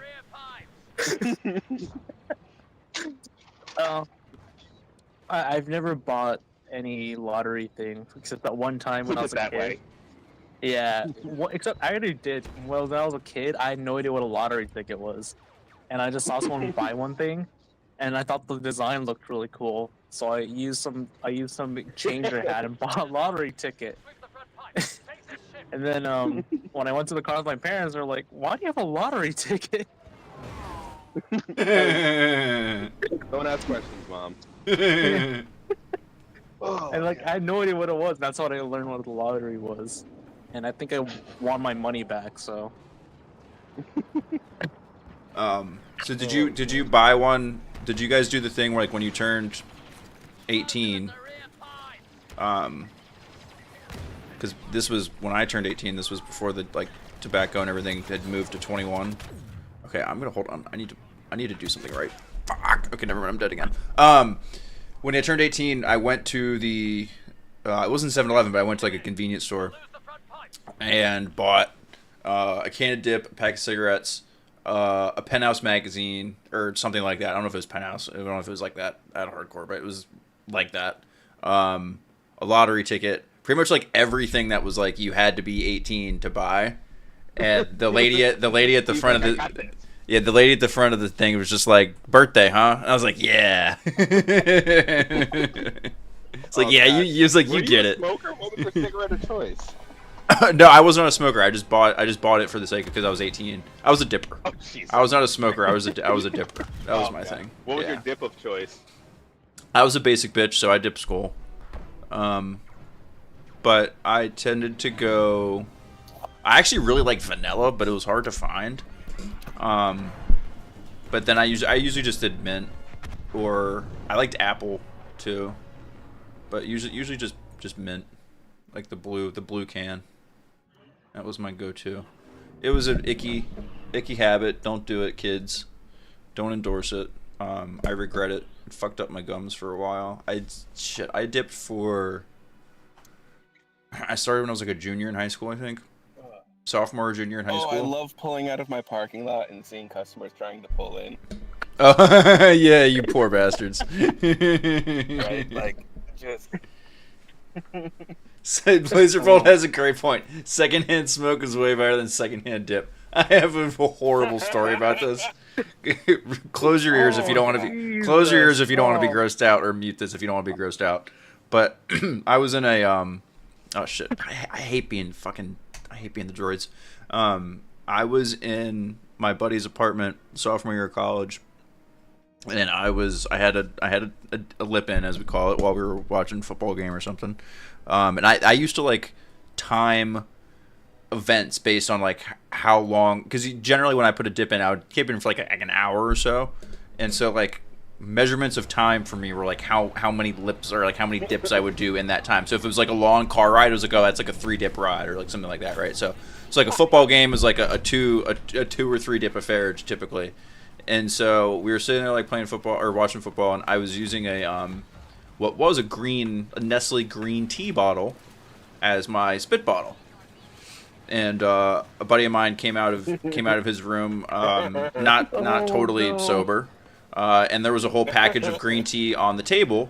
And so he just assumed that the green tea that was on the table in front of me was his green tea, and it had a big label on it, so you couldn't see like that the. And yeah, he did exactly what you think. And then the best part was he had a bowl of cereal like right in front of him that he was eating, like as he did this, and then just puked right into the cereal. So That's about right. yeah, it was icky. Oh. It was really icky. I have seen. I didn't eat similar Lucky in that Charms for I like have a month or two after that. It was not. Oh yeah. It hurt. I have seen similar in that I have witnessed people drink dirty bong water. Oh yeah, no, I've been there. Well, I haven't drinking it, but I've had issues where you've, may or may not have consumed some a little bit. You know what I mean? Right. Right. Exactly. Yeah, that's a great way to put it. They straight up like lost a bet or a something, or just was that drunk and they're just like, I can do this. It's like, that's... Let's go! I just took down a Y-wing all by myself. Anyway, go ahead. Yeah. Oh, kill assist bullshit. I just saving Private Ryan that. I just saving Private Ryan that Y-wing. Yeah, go ahead. Sorry. No, but yeah, no, just, and the best part is it wasn't like, it hasn't been like a recent thing where like, you know how bongs and weeds and everything is so clean these days and so nice. No, this was like Oh wait, we're the good guys. We're the 2000, bad guys. 2001, big plastic bong with like a rubber stopper. Oh yeah, it was probably gross as shit. Right. Like, Oh yeah. Yeah, the water hadn't been cleaned in 3 months. Right. Oh, 3 months. Oh yeah, and you know that. Yeah. Oh, Brady, Brady, you don't know desperate times. I have smoked every liquid out of a bong. Alcohol, Gatorades, soda, water. It's. I mean, yeah. Because the liquid's just like a filter. It doesn't really like. You're not really. It's kind of just there to. It's just there to cool it down a little bit. Yeah, basically, it's like it doesn't necitely filter. No, filter's not the right word. No, don't get me wrong. Filter's not the right word at all. It's just there. It lessens the harshness. Yeah. No, don't. Not that So I've been told at least. Actually, Brady, do you know what a pickleback is? Are you old enough for that? Jesus Christ. What the hell is a pickleback? That sounds dirty. Pickleback is this is when you have a shot that you can't handle. Like if you don't like tequila, like myself for example, I hate tequila. So if somebody pours me a shot of tequila, I'll have a shot of pickle juice right next to it. And if you take the alcohol and then the pickle juice immediately after the other, the two flavors completely cancel each other out and you don't taste anything or feel the burn. Oh. Okay. Wait, that is smart. Yep, it's worth the experiment because it works. Because I also hate pickle juice. Me too. But as soon as you do it, like everything, just nothing. It don't taste like nothing. Come on, show your head. Oh god. Oh, come on. All right. Well, I am just pulling into my driveway. I'm gonna hang up and come back to the call in a few. All right, buddy. All right, sounds good. Be soon. safe. All right. Damn. Yeah, Brady again, making a fool of myself here. No. But we're having a good time. Yeah. So. Yeah, I can't say I share. I'm just not a lottery guy, so I can't say I have as strong of feelings as Jared does. Oh no, you're a dead motherfucker. I do love fake lotteries though. Fake lotteries. Yeah, there are games called like gotcha games. Okay. Not the ones you spend any real money on. Okay, like okay. Hold on. Pause. Okay, fake money. Brady, hold on. Have you played the horse racing girl game? Do you know what I'm talking about? This horse racing girl game that everyone is like all crazy about? No, you have no idea what I'm talking about? Okay. No. Well, when you said you were familiar with gotcha games, I was like, okay, maybe I've seen this like on like so many like Twitch streamers have been playing it and it is absolutely hilarious, but okay. What's it called? I have no idea what it's called. I just know it's a bunch of like anime chicks that are like also horses. And you like that is the most you like train them up and they like run and stuff, but apparently it's like really wholesome. It's not like as like degenerate as it sounds. That is the most Japanese thing I've heard in a while. Oh yeah. Well, supposedly the horses are like, or the girls are like named in like Yeah. and like after like real horses, like real Japanese race horses that are like all like retired or whatever now. It's like Yeah, no, it's nothing. supposedly It's super nothing wholesome. like. They're like it's like the kawaii culture. I can't say I'm familiar. If JMB is still in the chat, he can probably attest to this. It's okay. Yeah, totally Yeah. got the name there. I'm not gonna pretend to know how to pronounce it. Musume. There you go. That's it. Totally knows Yeah. what it's. I bet That- totally. I bet you have. I bet you got a pony. There's straight up an anime. It's uber weird. Or Yeah, go ahead. Sorry.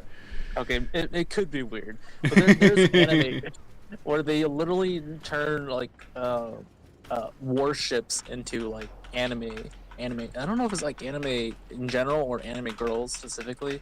Oh, that's interesting. I'm stuck. But yeah, like warships. They you can turn anything into like an anime girl at this point. It's not surprising. It's not surprising. Could be worse. Totally, I'm with you. I watch the streams, but can't cross that line personally. Totally, right there with you. It was watching the streams and hearing the streamers scream about, you know, the sending the anime girls to the glue factory was just hilarious because, you know, Oh, like the what horses. factory? The glue factory. It's like it's a horse racing joke. If your horse sucks and it loses all its races, you send it to the glue factory. Because, you know, horses glue. Oh. Yeah. I see. Yeah. It's not very wholesome. Yeah, the horse racing demo. I can see. Right. Yeah. No. Yeah. No. Not exactly. Fucking hell. All right. I need to change my shit up here. I'm like sniping, but then I'm like trying to run up in the front lines, which is stupid. I'm just gonna go assault. Yeah. Anyway, let's spawn on man, bear, pig, and try to make something happen.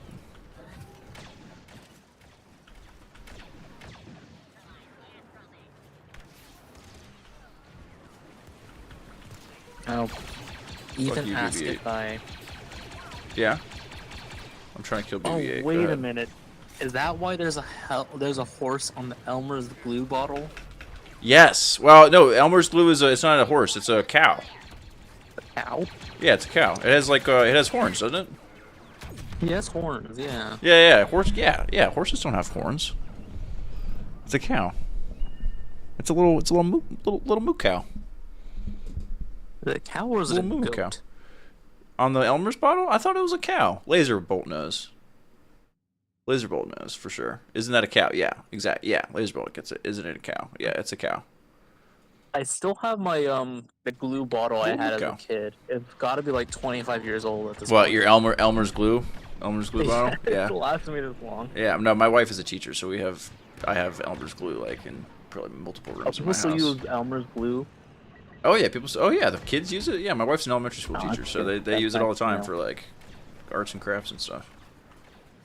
That's Oh, good yeah. to know. Oh yeah. I used to like rubbing Elmer's on my hands and letting it dry out and saying like I'm peeling my skin off. And peeling your skin off. Yeah. Oh god. Commando. I'm scared. Alright, come on, Steve. You're better than this. Do something. Is this He's toast. Hell yeah. Ooh, got him. Got him. Is this the Endor map? This is Kashyyyk. Oh, Kashyyyk. Oh, yeah. Yeah, dude. Oh, looks this game is so pretty. For being 2017, this game is so freaking pretty. Some of the maps in this game are Don't incredible. say for being 2017, man. I was there. I was there too, That Brady. makes it sound I was there too. old. Okay, what I mean by being 2017, I'm gonna bring Jared back. By the way, he's in his normal 2017 position. Was, I know it wasn't 2017 that, graphics were good. brother. It was 8 years ago. Like, think about The that. graphics were good back then. I know, Like, we but haven't like, advanced that much. think of. Okay, well, I come from a time where 8 years was the difference between the N64 and like Xbox 360, PS3, basically. Xbox Yeah, 360, like, yeah. which is I a come from a time massive where difference. 8 years was playing in the dirt and then AOL. That's true. Yeah. Think about the technology. But yeah, but it's still. What I'm saying is, for a game that's 8 years old, still very pretty. Yeah, because graphics hasn't advanced as much. He was still Right, talking well, we're about, just yeah, he was diminishing talking about for a returns, right? 2017 game. This was pretty good. I was Yeah, it is. like, good. Well, they were, but we do have there are, I don't know. I mean, this game looks really good, but I would say some of the more modern games are have a little bit better as far, especially when you look at some of the details, like vegetation, like the stuff around you. Like the player models are really good, but everything outside of that, it looks 8 years old. Yeah. They look like Battlefront 2, but just like a bigger map, basically. Right. It's it's not cyberpunk. You know what I mean? I feel like But it does. Again, it still haven't looks made- really good. graphics haven't made a huge advancement since like Xbox 360, PS3. Yeah. They No, can you're not kinda- wrong. or As far as big giant jumps, yeah, no, you're not wrong. I think we're getting close to the 4K 60 FPS being like a standard.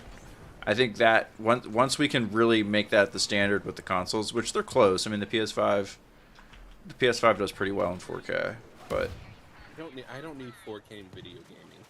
I Oh, just dude, want on a TV it looks single-player, great. Linear. Like, I don't So know if pretty. you guys saw it. I posted in the Discord, but there's a new horror game coming out based on Hellraiser.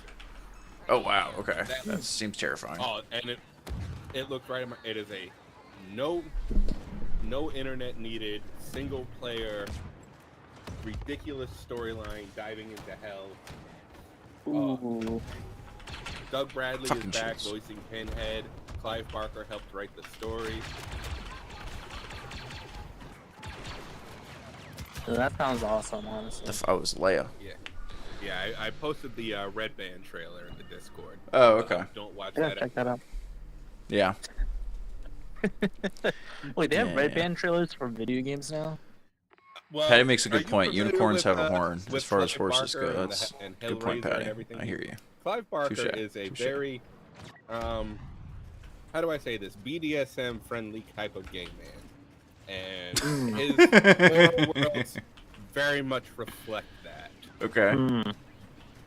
Okay, Very okay. much. The opening of the trailer is mommy and daddy proceeding to try to make little mummies and daddies.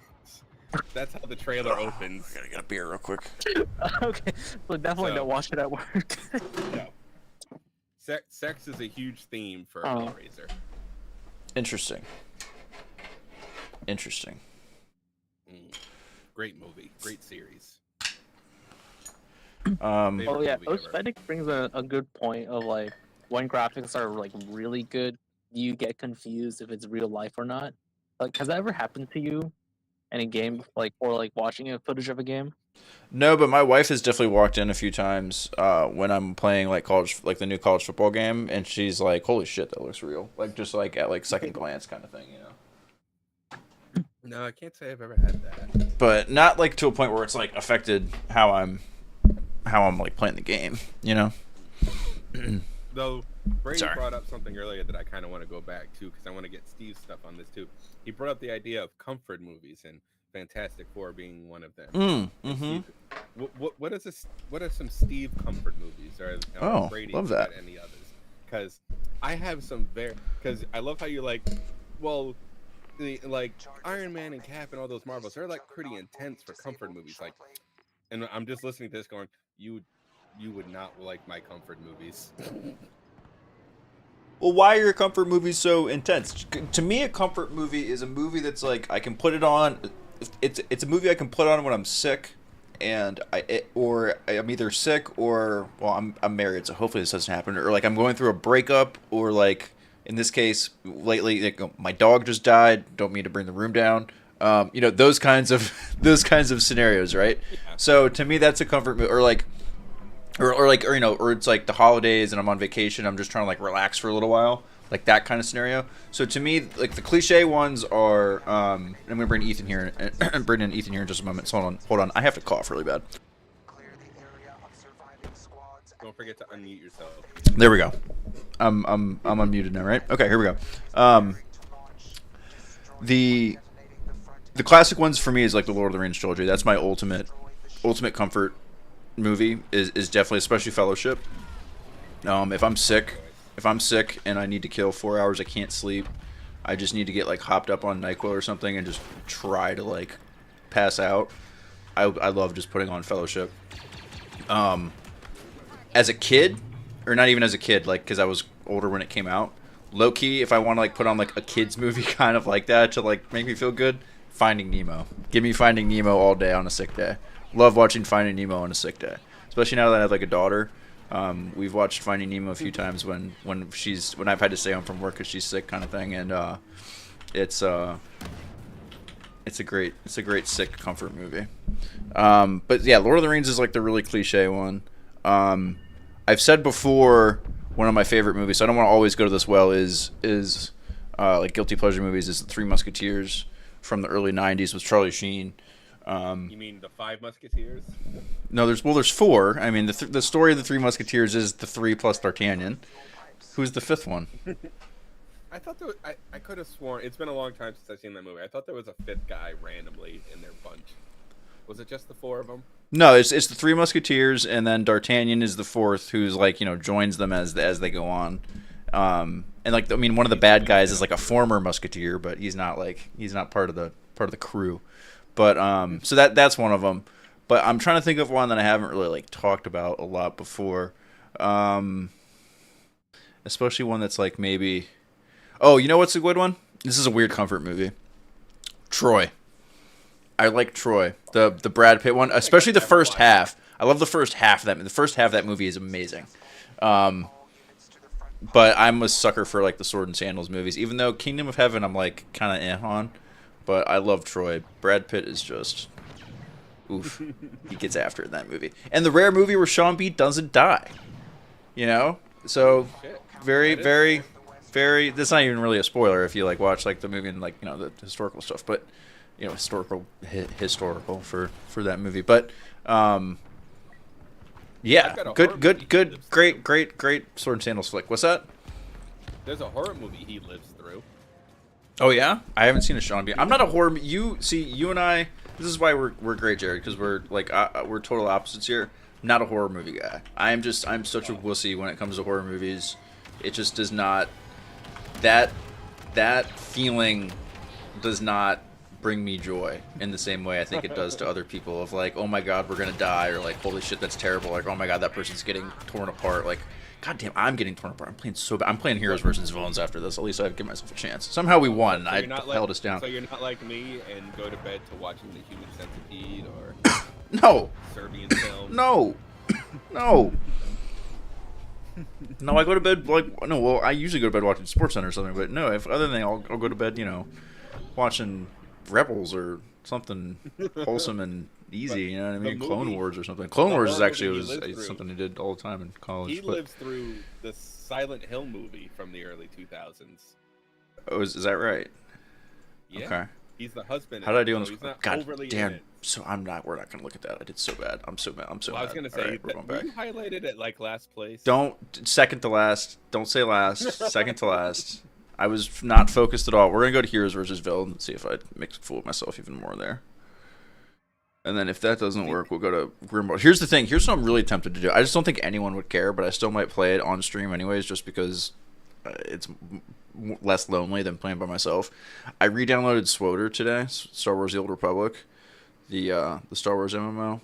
I've got like a bunch of characters on there. I've played it like on and off a long time, but I just love. I'm such a sucker for just like, you know, getting a beer, putting on Spotify, and just like leveling in an MMO and just like grinding out stuff in an MMO and just like kind of just doing all of that. And even not even like playing with other people all the time necessarily, but especially in like in the Star Wars one, it's such a chill experience. But sorry, I haven't read the chat in a minute here.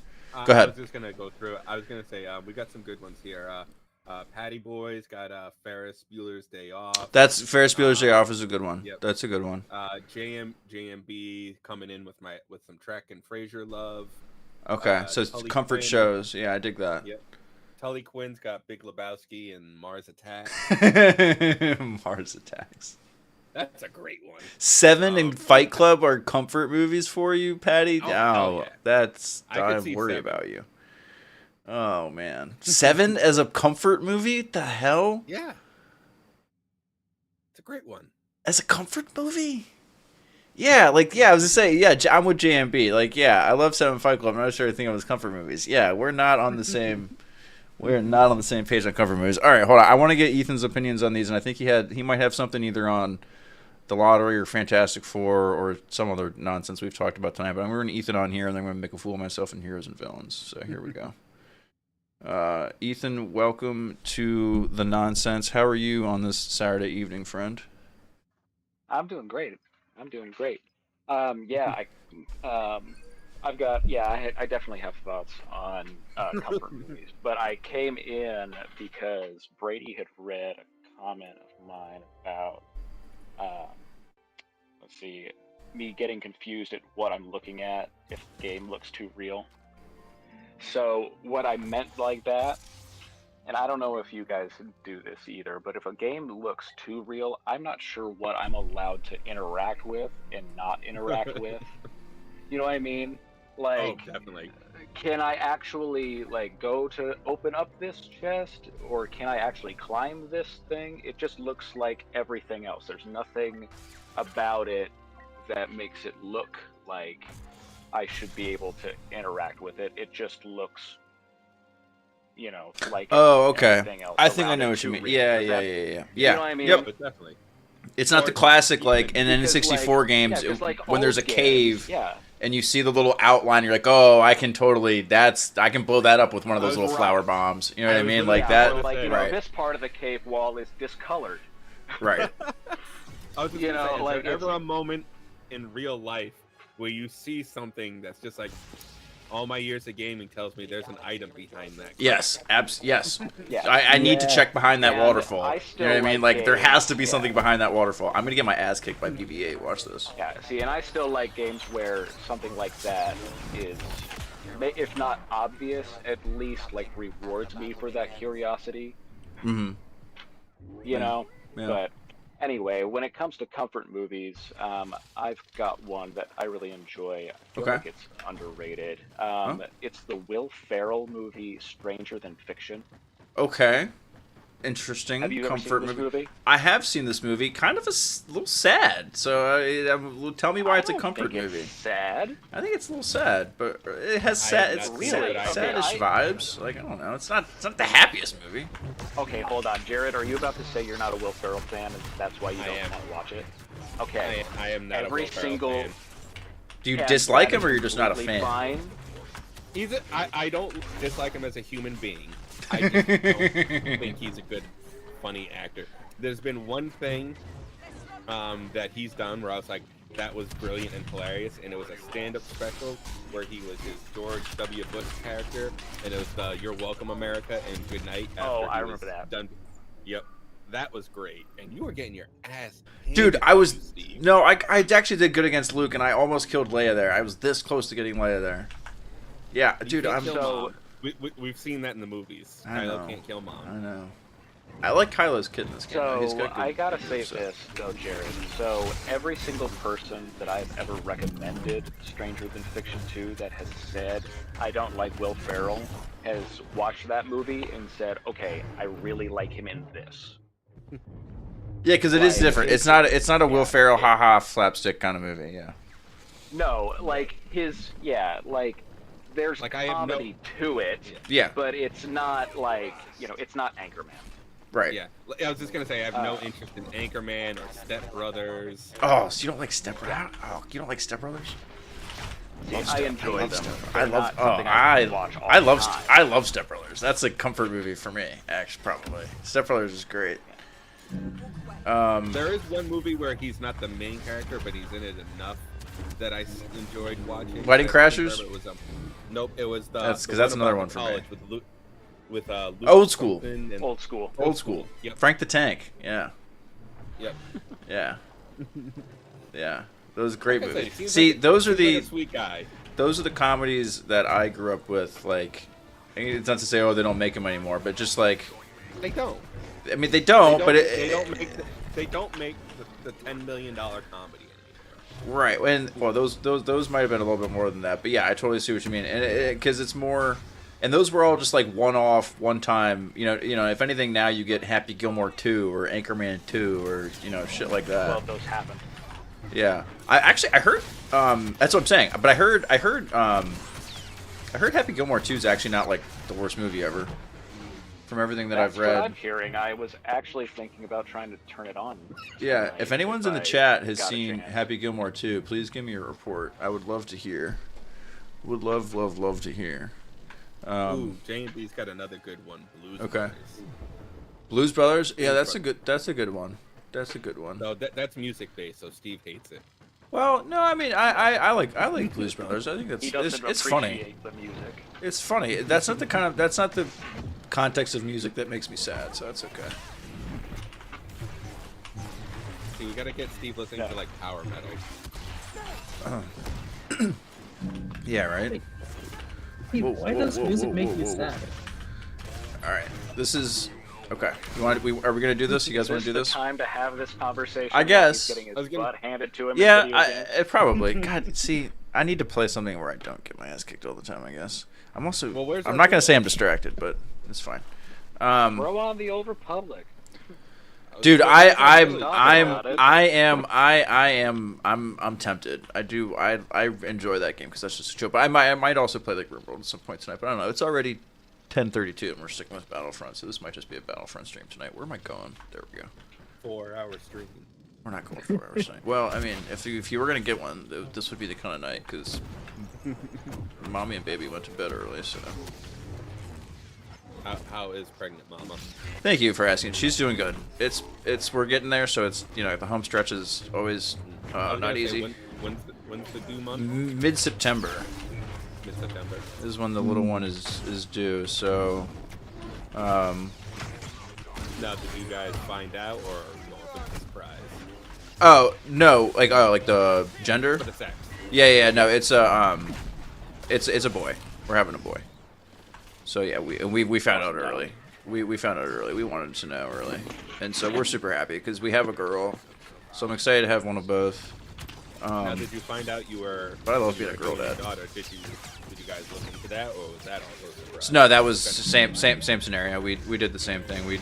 Once we knew we were pregnant, we like did the testing and everything to find out. Mostly just because like my wife is such like a preparer, so she wanted to have like the nursery, and everything set up and thinking about names and everything like that and all that kind of stuff. So Yeah, my wife's sister just had her fourth, and they didn't Oh, figure jeez. out what it was until they arrived. yeah, we have a few friends who are that way. They decided They're all to do girls, that. so- Yeah. That's Yeah. for me. I have zero desire to make a crotch goblin, but to me, Jesus. that's ballsy to just be like, we're gonna wait and then buy everything at once. I couldn't even kill Ray there. Shit. Oh yeah, that is ballsy. Yeah, no, you're not wrong at all. It's Just pick up a bunch of, gender. exactly. Yeah, he's got a bunch of like, work, yeah. a crib is not, gendered. Right. I mean, just, Right. I understand we're all a little older, but I do love the mentality of clothes do not have gender. Don't worry about it. Your baby doesn't know. I mean, this boy is gonna wear a whole bunch of bunnies and unicorns and fishes and all that kind of shit because that's what his sister wore, and we're not gonna buy a million more. Like, you know what I mean? Oh, Like we're now here's the hand-me-downs all the way, baby. Since you know you have the boy coming, does Steve go with the old? Got to keep the lineage going with Steve Jr.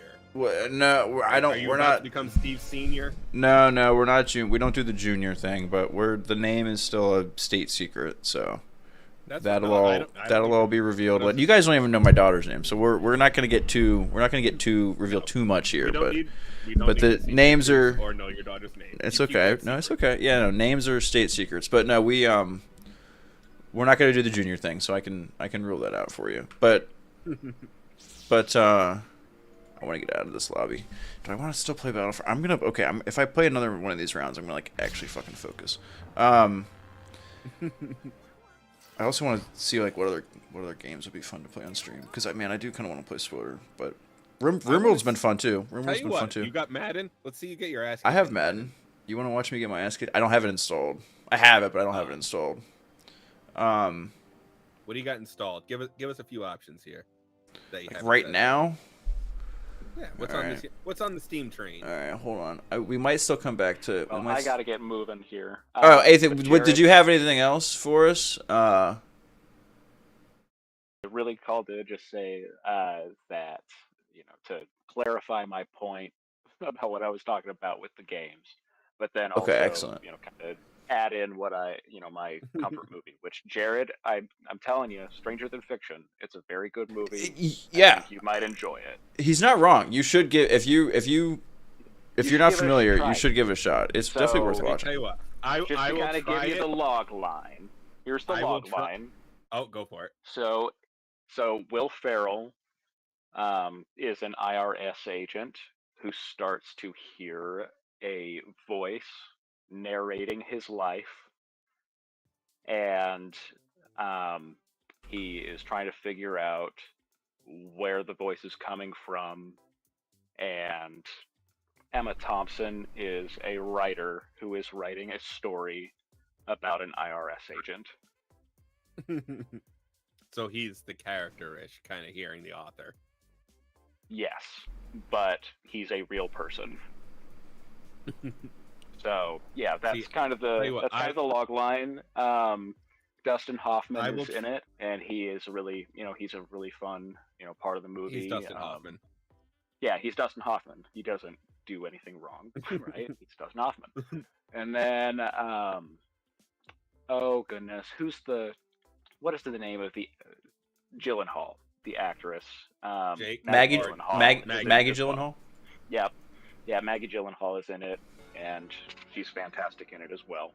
So, Tell you what, I will check this out when we convince Ken to do DS9.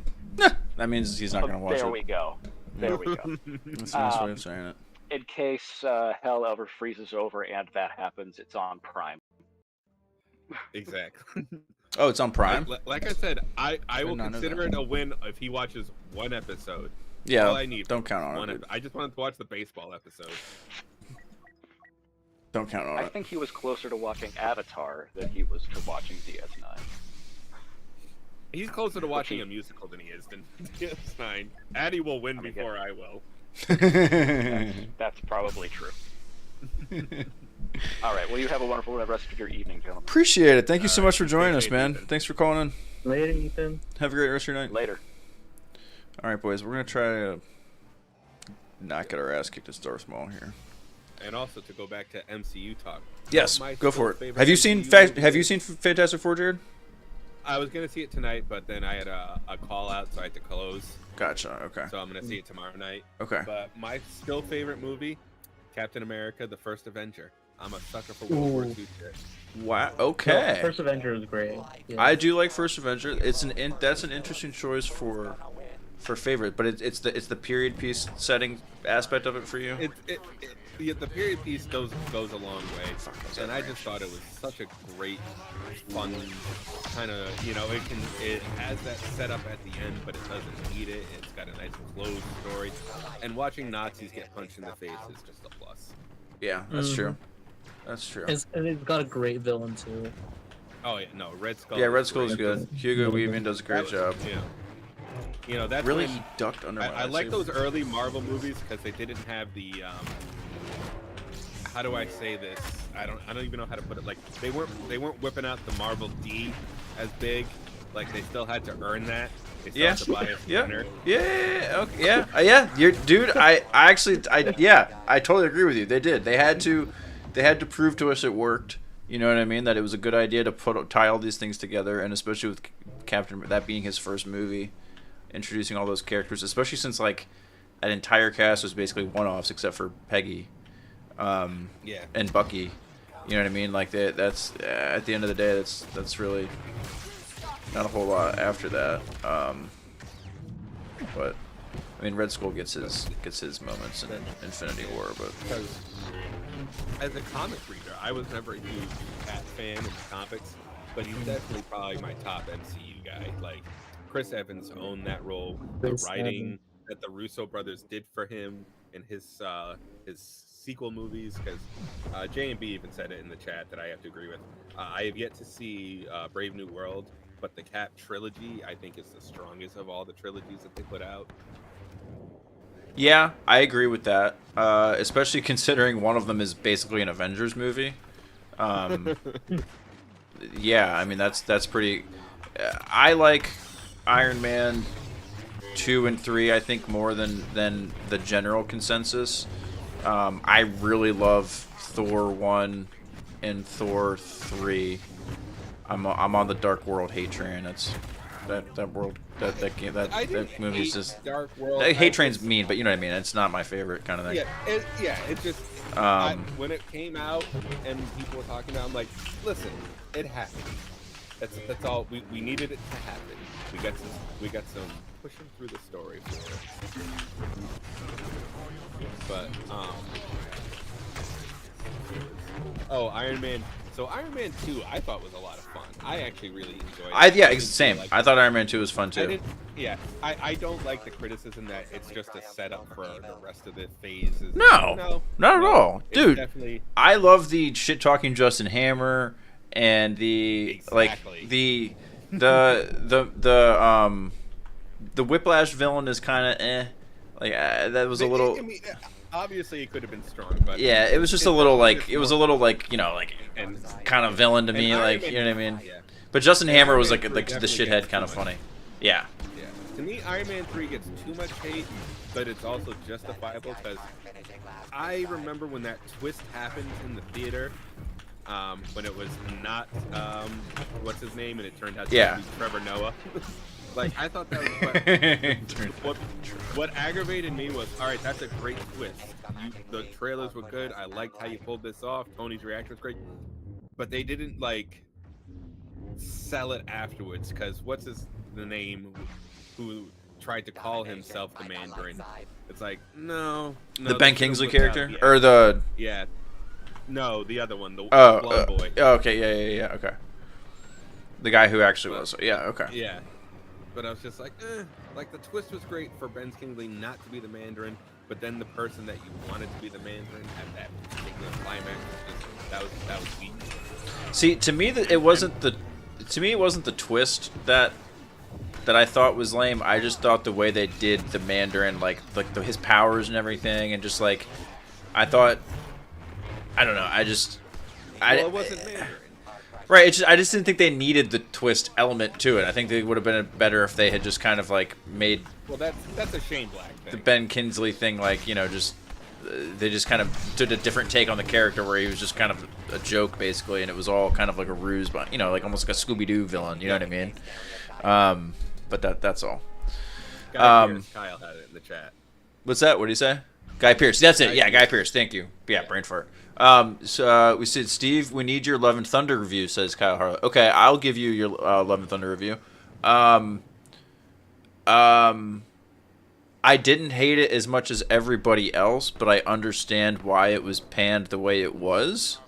I really like Chris Hemsworth and the Thor character. That's one of my favorite I'm a sucker. Like I said, we've talked about this before, boys. Vanilla ice cream, potato chips, Luke Skywalker.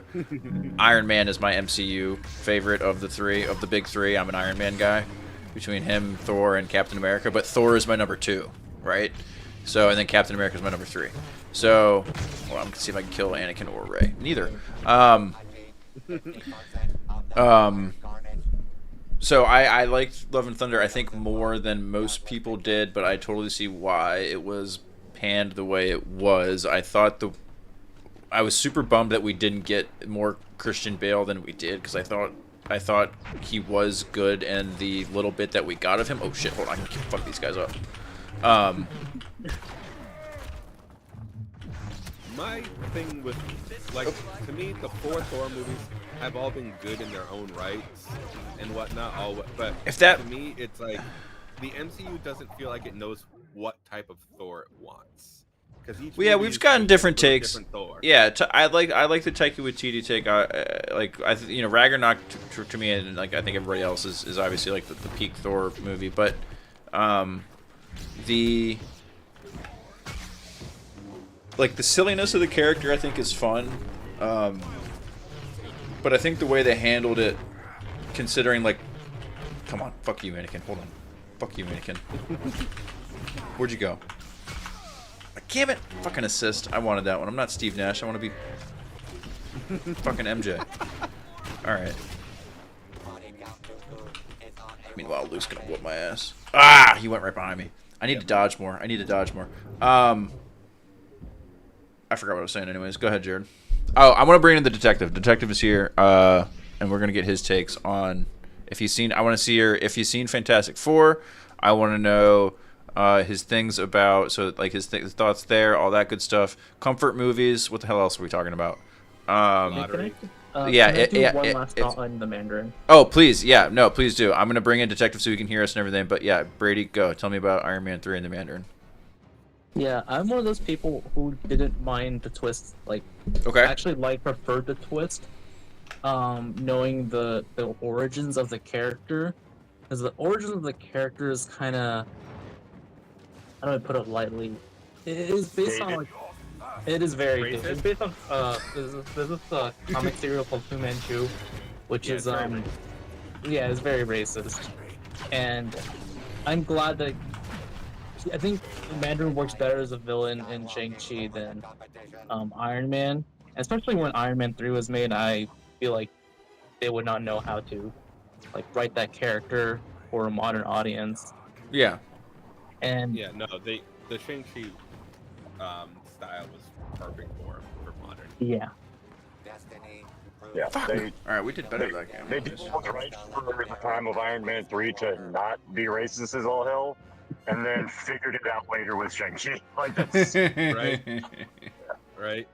Like I said, I thought the twist was great, but then they just didn't give us a proper Mandarin. Guy Pearce was, oh my lord. Yeah, I agree with Laserbolt. Hela was amazing. Hela was definitely the best of all the Thor villains. Definitely my favorite Thor villain, and she's probably up there just MCU villains in general. Also, the Cape Blanchett effect is well. I wasn't gonna go there, but you're not wrong. You're not wrong. That's why I'm marrying one. Exactly. Bottom of the table again. We're gonna get off the bottom, but we were at least closer that time. Damn. You're right. I need to play. I should play a game on stream that I'm not so terrible at. Yeah, go ahead. Yeah. Is there any?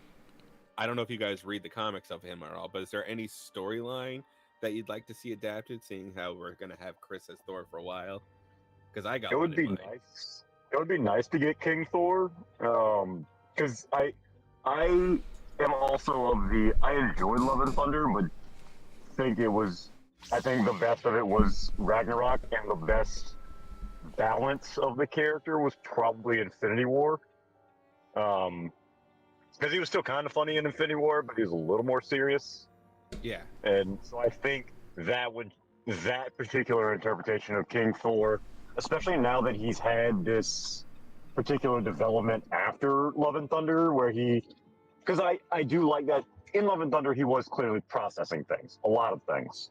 And by the end of it, he comes around and he's ready to be a dad. And I think that might fold well into coming back to Asgard and being King Thor. But then again, I also do like Valkyrie and her role, so it's kind of iffy on how... I don't want to depose Valkyrie because she's also fucking awesome. So like, no, Valk is great. So the storyline that I would love to see in the comics, there's the storyline known as the God of Fists. So Thor becomes unworthy of Mjolnir, but Mjolnir doesn't just like stay in the desert and he can't just pick it up. It fucking trolls him and follows him everywhere to remind him he can't use Mjolnir. So he actually goes up to Shang-Chi and starts training his fist, and he's punching Mjolnir to get his fist, and it becomes Thor, God of Fists. Okay, I love that. That's amazing. I love how they changed Loki from mischief to the god of stories in Loki season 2. Well, that's kind of how it has kind of become in the comics. It was kind of leading into it. Yeah. Loki is because of the movies, Loki's evolved a lot in the comics. Oh yeah. it has been a big thing, especially with Marvel. Like DC not so much, just because they haven't had a specific development. But the comics have been very heavily influenced by the movies at this point. Oh, 100%, 100%.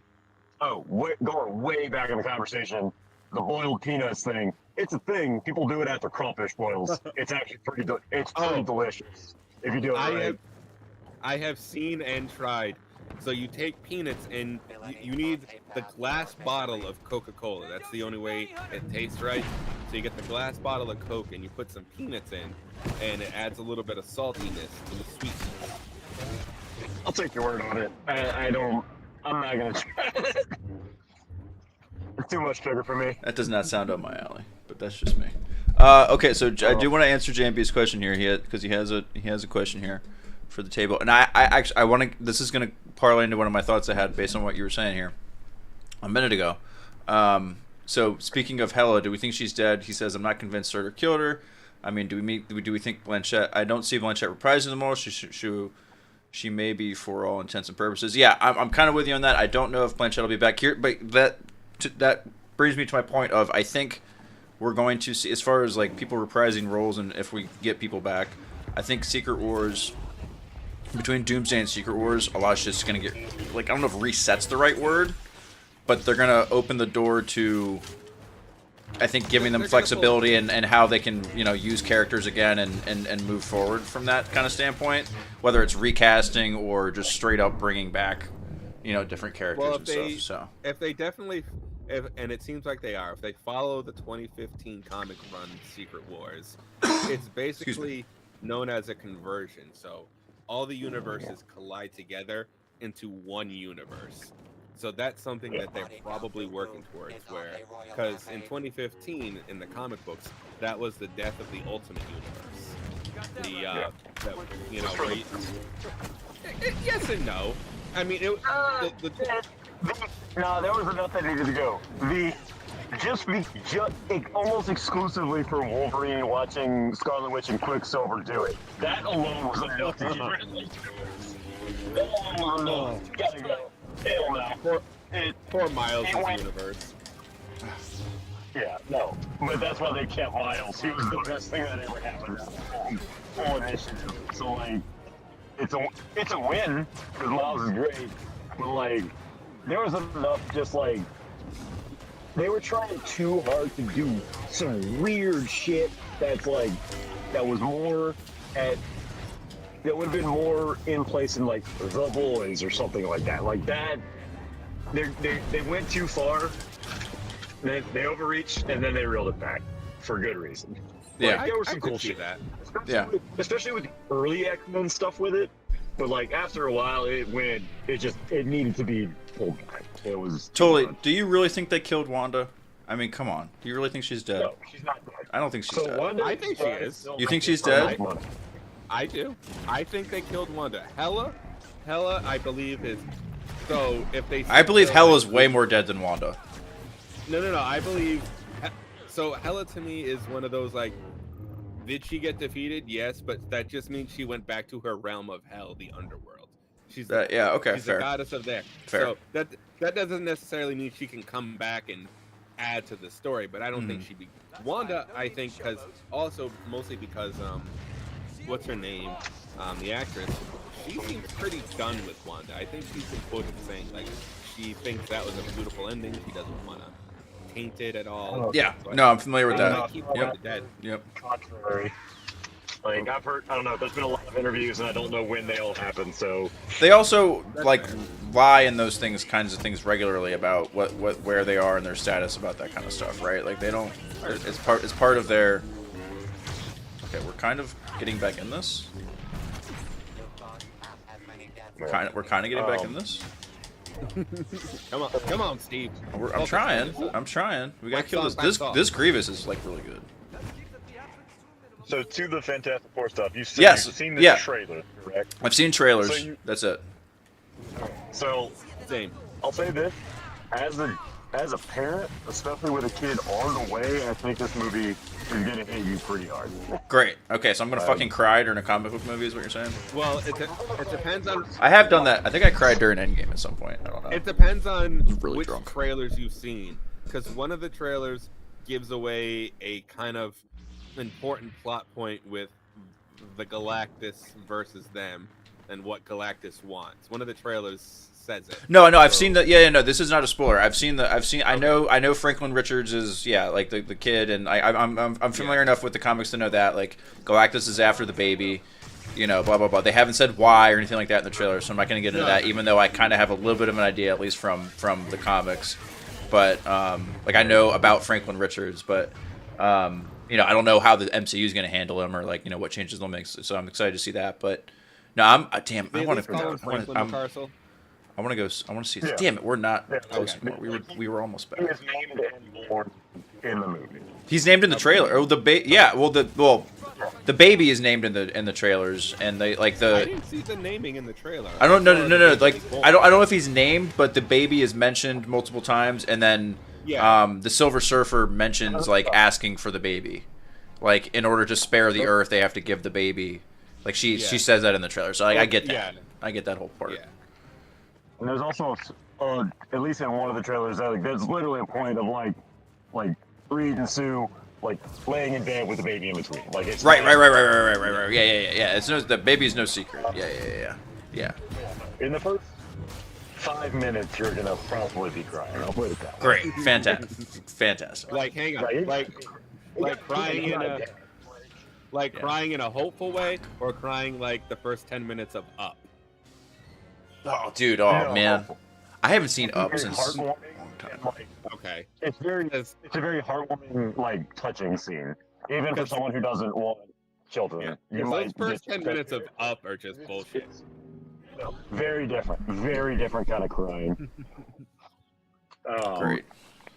Yeah, no, I think for you, because you're a dad, this might hit a little harder than Superman did. Okay.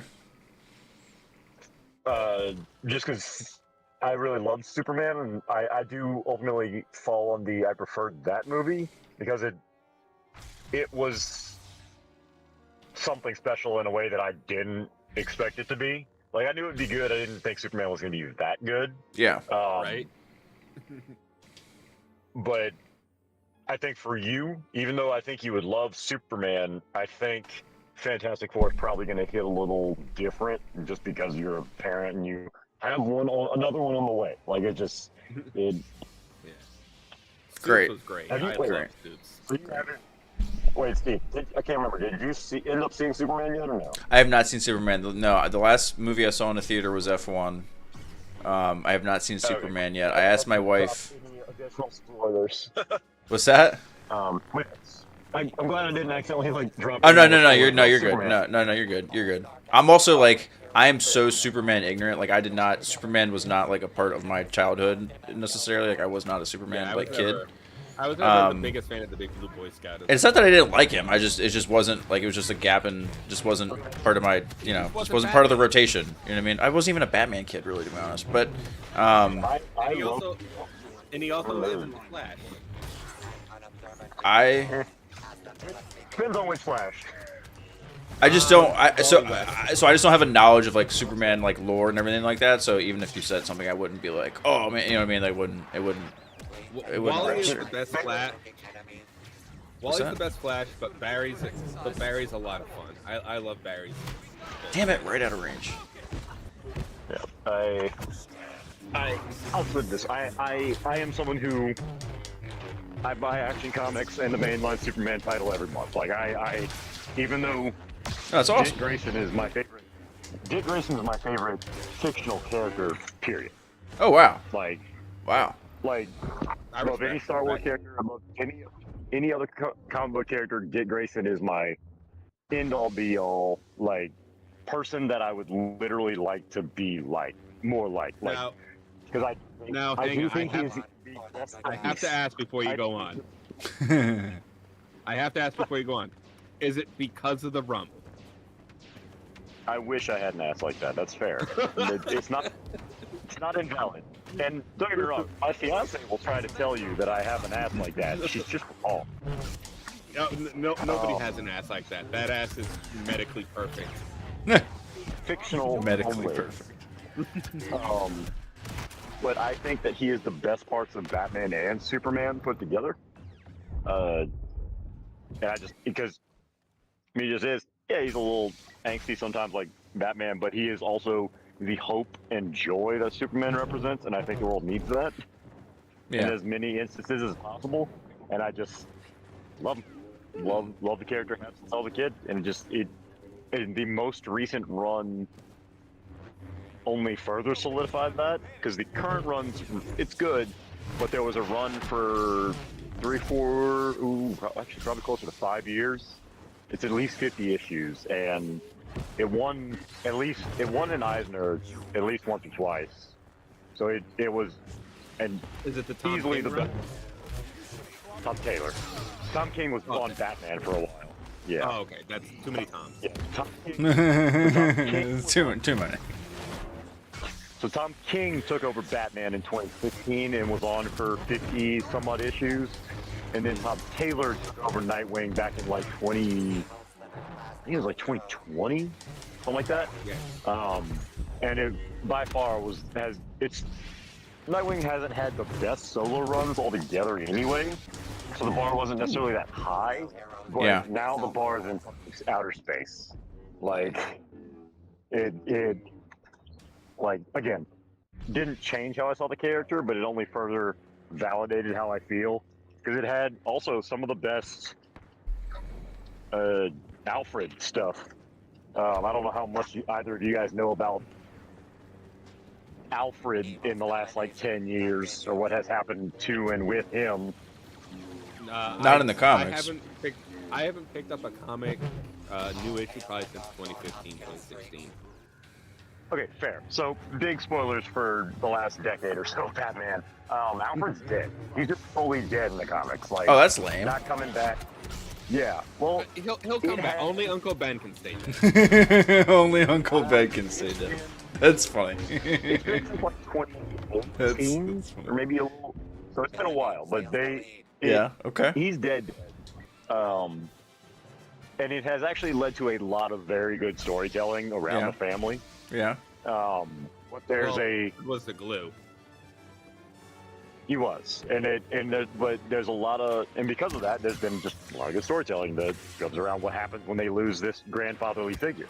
But so just prior to Alfred's death, was honestly one of my least favorite storylines with Nightwing. He had amnesia. He got shot in the head, so he was a very different person for a while. So the last time he saw Alfred was while he had amnesia. Was like, leave me alone. Uh-oh. That sucks. But Yeah, that hurts. obviously, Dick gets his memories back, goes back to normal after Alfred's already dead. And so towards the start of the Tom Taylor run, Dick Grayson gets a posthumous letter from Alfred, because Alfred kind of knew he might die when he did. So he wrote a letter to Nightwing and left him all of his money. Turns out Alfred was also a billionaire because he's been working for the Waynes for decades and has invested very wisely.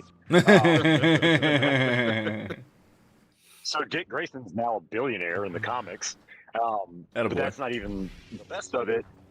The letter we were doing that he wrote, yeah. I can't quote it word for word, but it was basically Alfred telling him how proud he was and how much he loved him and all that. And it's heartbreaking and some of the best writing. But there's one other thing that Dick Grayson does with all this money is he starts the Alfred Pennyworth Foundation to help Bloodhaven. And he goes out, they have a gala and all that. He makes a speech about Alfred, and he comes off the stage, and Bruce calls him, and he picks up the phone. And he's like, "Wow, if you're calling me something big," and Bruce just breaks down and is like, "You would have made him proud." And it's just it's simple stuff like that that's really really gets Yeah. me. Yeah. When Bruce has a dad moment, they matter huge. Yeah. Yeah. All right. Well, I'm gonna get on the phone. I'm gonna get inside because I need a shower because I've been at work since 8 o'clock this morning. Thank you, Detective. We wanna bring us to appreciate the you shower joining with you? us. No, that's Hey, look. easy now. No, easy now. This is a family, We're not a holiness here, buddy. not necessarily a family-friendly show, but I will at most be shirtless around you guys. not. Don't ever give it away for free, Detective. You know what? That's fair. Don't Ken ever- definitely doesn't pay enough. So yeah, I can tell you that for experience.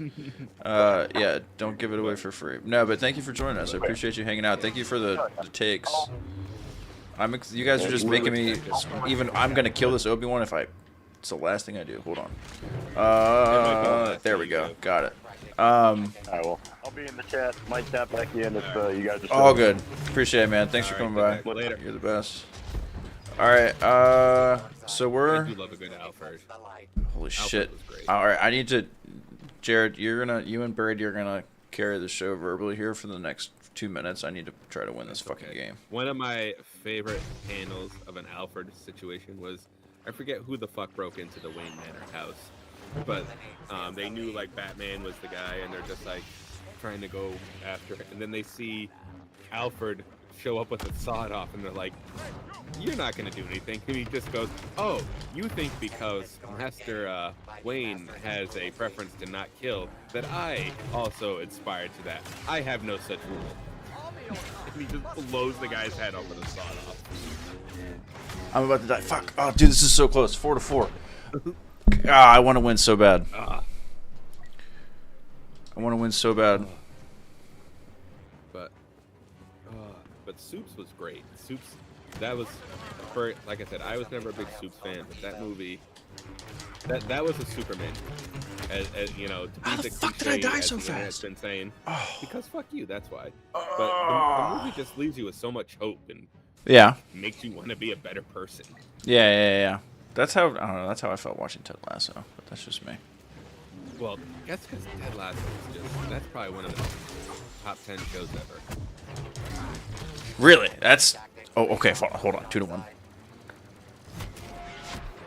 Die. Die, Leia. The best Let's show will go! always be MASH. Yes. Sorry. He was happy. I finally got my shit together. I don't. There's no way I came in last place this time, boys. There's no way I came in last place. No way. No way. No way. No way. No way. No way. No way. No way. No way. Come on. Come on. Come on. Come on. Come on. Come on. Come on. Yes, JMB, he was a. I think it's. No, might I say wasn't. wrong, I didn't even but make it the. was I didn't even make the leaderboard. But he was British Secret Service or British Secret Forces. No. Special Forces. All right. Well, I was least respectable that round. 15 eliminations at least. Fine. Hey, we won. All right, we won, and I was a pivotal part of that. 15 and 10 plus 4 assists. I'll take that. I'll take that. All right. Nope. No, not continue. That's gonna do it for the Battlefront, I think, for now. We're gonna hang out here for a few more minutes. We're gonna wind down here and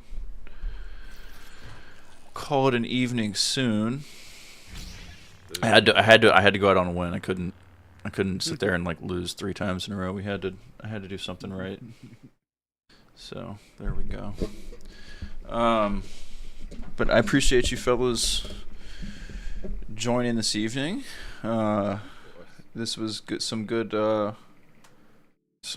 We've missed our backstage time. I know. We have missed it, and like I said, it's been a busy time. Yeah, life has been interesting to say the least. But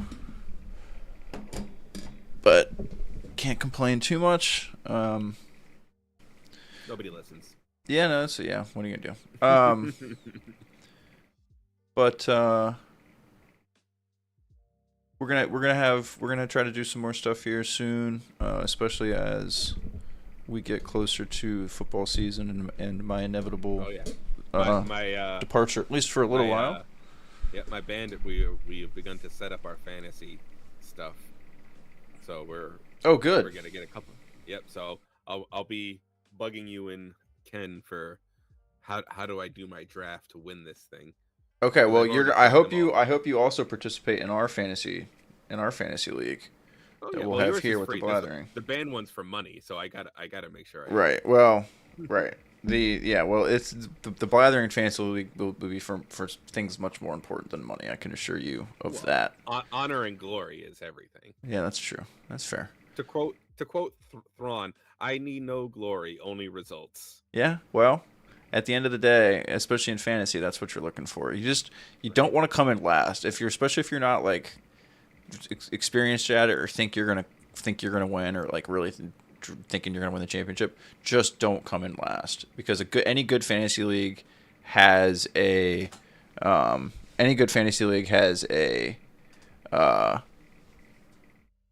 has some kind of bet or wager or punishment for whoever comes last place in the fantasy league. So just as long as you're not that person, you're in a good spot. But it should be interesting because out of the 5 of us, our singer doesn't care about football, so he's not even doing it. okay, But there's the 3 of us who are mostly, the Pats fans, and I'm just Pats fan because I New England. But Yeah. our lead guitar player grew up in Buffalo, so he is hardcore Bills and Sabres. okay. So I got to get that bet to get him to wear a Patriots jersey if he loses to a show or something. Yeah, Ken wants to do some Eagles Dolphins related bets this year, like. So we're gonna definitely do those. I'm gonna definitely get him. He will wear a polo for a stream. That's going to happen because he's gonna lose one of these bets for sure. Because I don't feel great about his Dolphins this year. So we'll see about that. And I love how nobody appreciated my post in the Discord about championships since 1950. of No, because Boston versus New York. nobody wants to engage with that guy, Jared. Nobody cares. We get it. Also, like, how? Okay, I'm not gonna entertain it. I'm not gonna entertain it. I don't care about the championships that were won against mailmen back in the 1960s. Anyway. 31 championships across our 4 teams. Yeah. You have Tom Brady. I'll give you that. And some of those hockey teams were good. We had that racist piece of shit. Yeah, he's really good at football. So art and artist and all that stuff. Doesn't mean he's not a piece of shit human being. That's much fair. Like Kraft was a good coach. That's Kraft, Belichick. That's fair. Laserbolt says I've seen people win the league that didn't show up before the draft. It's crazy. That's okay. If that happens, your league is not trying hard enough, Laserbolt. I'm sorry. Like that if they didn't even show up for the draft and they're totally auto drafted, that makes me think they like missed a week or two or whatever. If that person if that person took that team and won the championship, okay, that's fair. That means they're like they at least knew what they were doing. But I tend to think the person that missed the draft also forgets to put a kicker in 1 week or something like that. You know what I mean? So they're probably giving away some. They're probably giving away some. Oh no, some they're all points. convinced I'm gonna win because I know nothing of football or players or anything. It's I've already told them I'll probably end up picking my team based on how hot they are without a shirt on. Jesus Christ! It's like it's like playing poker with someone who doesn't really know how to like bluff or like what's a good hand or like how to build a good hand kind of a thing, because you can't really bluff that person. You know what I mean? Or you can't really bet against that person in a strategic way because they're just like a puppy that's like, playing with a toy. They're like oh, I don't do, sure, call, bet, whatever. Yeah, okay, sure, let's do that. And you're just like, okay. So yeah, that's kind of fantasy is kind of like a long-winded version of that. Draft is OP. I mean, until you get like a defense in the 4th round or a quarterback in the 2nd round that you don't want, it's very hit or miss. Sometimes auto draft will treat you fine. Other times auto draft will be a total nightmare. It also depends on like kind of like what the rest of your league is doing and who's available when your auto draft pick is up and blah blah blah blah blah blah blah. But you're not wrong. It's infuriating when you lose your favorite player to someone who auto draft. Yes, that's so freaking true. Especially when it's right before you're about to pick. So if you've got number 1 pick, what? Not player, but what position is your number 1 pick overall this year? Yeah, what position would you want to look at? Are you going to? It's either wide receiver or running back. It's one of the two. I would have to look at like what all the rankings and numbers and stuff are. I mean, I'm a homer, but you have to consider Saquon Barkley. Christian like I said, not McCaffrey should necessarily have a just the back player, but, like, a background. Traditionally, what is the position? Oh, but it's that position makes running back or wide receiver for sure. One of those two, and it just depends on like who's expected to have a big year and who's good in the league at that time. Like right now, wide receivers tend to be more valuable. I mean, well, running backs are more valuable because there's less of them, but wide receivers are like the bigger. There's more stars of them because you know what I mean. Like they're just used more often, and they're the ones getting more of the output. So generally, you're going to go running back or wide receiver early on, especially running back, just because there's not a lot of great ones, and a lot of people need two. And once you're in the third, fourth round, you're kind of picking at like straws as far as running backs go. So you would definitely want to go running back, wide receiver early, and quarterbacks late. The whole key to really nailing it is getting your quarterback as late as you can. If you can get a good quarterback later on, unless you're like destined, you really want to get like Lamar Jackson, Patrick Mahomes, or Jalen Hurts for the fantasy points. Then any other quarterback, you're basically like, okay, I can get them like sixth round or after, basically. So do you almost. take QB before or after defense? Oh, way before. I take a defense generally as my second or third to last pick, unless I for some reason want like the number one defense that's like supposed to be stupidly good or something like that. But generally, no. And a lot of times, defense for me is I look at like the matchup on the week, and a lot of times my defense, I have the same defense for like 2 or 3 weeks at a time generally. If I decide to take them late, it depends on how deep you need your team to be, like how good you drafted in the first few rounds. Yeah, we're looking at like 8 people in our league. That's not a lot. That means all your teams are going to be fucking loaded, so you don't have to worry about it. An 8-team league is like nothing. So yeah, everyone's going to be like an all-star. Like every team is going to be amazing. I'm hoping the Blathering League is at least 12, like at the very least 12. But I think we can get 16.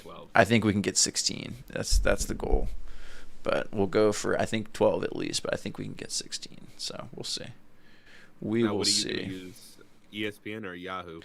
Neither. I use an app called Sleeper, and I encourage everyone everywhere that does fantasy to use Sleeper. It's the best fantasy football app there is. I don't get paid for that or anything. If they want to sponsor our little tiny show here, please do go for it. But Sleeper is the best app. You can get on at your phone. It's on the computer. It's totally free, and it's definitely the way to go. Definitely my favorite. J&B looked like he had a good year once with a draft. Emmitt Smith when he broke records. Wow, that's back when you were looking at the newspaper for your to check the box scores to calculate the fantasy points. Oh god. Emmitt Smith is the widest name I've heard. What'd you say, Brady? It's one of the widest names I've heard in a while. What? Emmitt Smith? Yeah. Emmitt Smith is not white. Oh really? He is Emmitt. That's hilarious. This is hilarious. This is great. So yeah, Emmitt Smith is probably one of the top 4 most famous running backs in NFL history. Hall of Famer. Oh, he spelled it with an I, remember the triplets with the Cowboys. He spells it with an I. He does. Okay. Yeah, Emmitt. That's where we're different. I thought he spelled it normally. Then yeah. I was like, okay, Eli Smith, I might be with you. But yeah, no, Emmitt Smith. This is hilarious, man. I wish Ken was here. Ken would. Ken would absolutely rip you a new one. I'm totally tattling on you for this one, Brady. It's too rich. I'm gonna find the right moment. But yeah, sorry, you're not gonna. We're gonna have to revisit this. But anyways, boys, do you have any final thoughts, final tidbits, any questions in chat? This is now the time. I'm winding down. We had fun tonight. We did some talking. We did some gaming. I shit all over the place in Battlefront, but we got that win at the end, so that was nice. Always leave with a win. Yeah, always got to end with a win. I'm gonna diversify some of the gaming stuff here, so I just like Battlefront's like kind of mindless, but I wanna. Don't worry about what game it is, because with us also having conversation, it doesn't really matter what you're playing. We just enjoy watching you either getting your ass kicked or kicking some ass. Right, I know that. I know, but it's just like a lot of times I would love to get you going on some emulators. Like I want to see you on old NES games that are just notoriously bullshit. Oh yeah, like, so playing the old Lion King game. Yeah. Oh no, I'm talking even so old. Hard. Like I want like ghosts and goblins and ghouls. Oh, Ghosts and Goblins. Contra's a good one. That Brady's got a good one there. Contra's a good one. Yeah, good shit. Or the old Good shit. TMNT game, the underwater level. Oh, I do like Oh the old. my god. I do like the old. Oh yeah, you know what? The old Power Rangers game is fun too. I think it was the Super Nintendo Power Rangers game. Yep. I loved that game as a kid. It was. Yeah, I love that game. Actually, the newer one that they came Zelda out 2 years ago, totally Beyond says. the Grid was a lot of fun. Oh, is that? Yeah, I've heard about that. I didn't play it, but I've was heard basically- about that. It's you like a ever side played the, scroller though, right? It's a fighting game. It's, Okay. You ever played the Dragon Ball Z fighting game? No, So basically, you pick wasn't a Dragon Ball multiple Z kid. characters. Yeah. Me neither. I hated it, but I played the fighting game with my poly family. Yeah. But Okay. you pick multiple people, and like throughout the fight, you interchange your characters and whatnot, and then there's parts where you fight with your Zords. Oh, that's pretty cool. The Zord It's a fighting good one. sounds And neat. it follows the Shattered Grid storyline from the comic books, which was probably one of the best Power Rangers stories ever. JMB wants us to do classic retro game Nintendo game night. Maybe we will. Maybe we'll do. I would play like a retro Zelda. I would totally play like Link to the Past or Link's I was Awakening gonna say, or I'd one of love to those. see you do a Link to the Past run through. I do Link to the Past run through. I probably would. I'd have to do like some Or- stipulations on it. Like can't look what? anything. I don't know, like can't look anything up Oh, or like like that oh, kind yeah. of stuff. You know what I mean? Like Oh no! If you're gonna do a stipulation like that, I need you to play then Super Metroid. dude, I haven't Enjoy played the figuring Metroid that shit games. out. I haven't played the Metroid games since I was in grade school, like elementary school. That's so long ago. Though I love how they don't. They didn't release any. Well, I mean, I didn't play there were some on GameCube and like the Yeah, there was handhelds and Metroid stuff, Prime right? and whatnot. Yeah, I didn't Oh play wait. those. Oh, grade school is like okay, mid-90s. For me, grade school was for me, grade school was the mid-90s. Yeah. Even still, like So after the trilogy, they didn't release. They had a 20-year drought. yeah. Well, they had like remakes of stuff, right? It was a 20-year drought of like actual new stuff. I didn't know Samus. I was one of those kids that didn't know Samus was a girl until I was like 12. I don't know. Wait, what? Yeah, just never even thought about it. I was like, oh, just little ball. I mean, I just figured it was a original robot. Game I didn't Boy even think of it as I didn't think it was a person. I just thought it was a robot. Yeah. Until the original NES game, it doesn't bring it up on any level. Yeah. And That's then true. in the Super Nintendo game, the only way you realize is when you die, the armor slowly melts away and you get the silhouette of a female body. Oh. But if you blink, you'd miss it. Ooh, that's neat. Totally asks, Yeah, have you played actually- Echoes of Wisdom yet? Is that the newish Zelda game on Switch where it's like top down? That's the new 2D. It's the Yeah, what? it's the one where you actually play as Zelda. Oh yeah, that's the Zelda game where you're like casting your little wand or whatever on shit sometimes. Yeah. Okay, Yeah. I've saw some. No, I have not Actually, played that. you know it. I haven't even finished You know Tears of the what that Kingdom yet, guys. I'm still running through Tears of the Kingdom. I have a Switch 2, and I've been like slowly playing through it because I wanted to wait. I didn't finish it, and then when I decided I was getting it, like when I pre-ordered a Switch, I was like, all right, I'm gonna wait until I have it to actually play through Tears. And it is so Actually, fucking it'd be- pretty, and it runs so good on the Switch too. It's amazing. You know, it'd be Ooh, yeah, interesting to great. play, especially for all the youngins in chat. Echoes of Dolphin. Youngins. I loved Echo the Dolphin. Echo. I loved that game. My two favorite That is Sega such a- Genesis games were Echo the Dolphin and Earthworm Jim. Earthworm. Oh, Those are my favorite Sega man. Genesis games. Good I man. loved Earthworm Jim. That shit was the best. that was a great. That was the best. There were some good platformer games in Sega. Like the Super Nintendo Power Rangers game, I think was also on Genesis, or like a similar version of it maybe. I remember some kind of Power Rangers game on Genesis. Actually, you know, it'd be a good one because it's if you go start to finish in a pretty good time, it's like a 30 to 45-minute game. The Jurassic Park game for Sega. Oh, okay. Have not played that. You remember? Have not played So basically, there's two ways to play it. The main storyline is to play as Alan Grant, going through everything and fighting all the dinosaurs. It's hilarious because you've got like Of the course. electro gun, bombs, and like sedation needles to hit the dinosaurs. But then there's a shorter version of the game where you play as the Velociraptor hunting everybody down. I love that. That's amazing. But that'd be a great because, like I said, it's an under an hour game. Oh wow. Okay. Yeah. Well, yeah, I also have looked at some of the retro Star Wars games.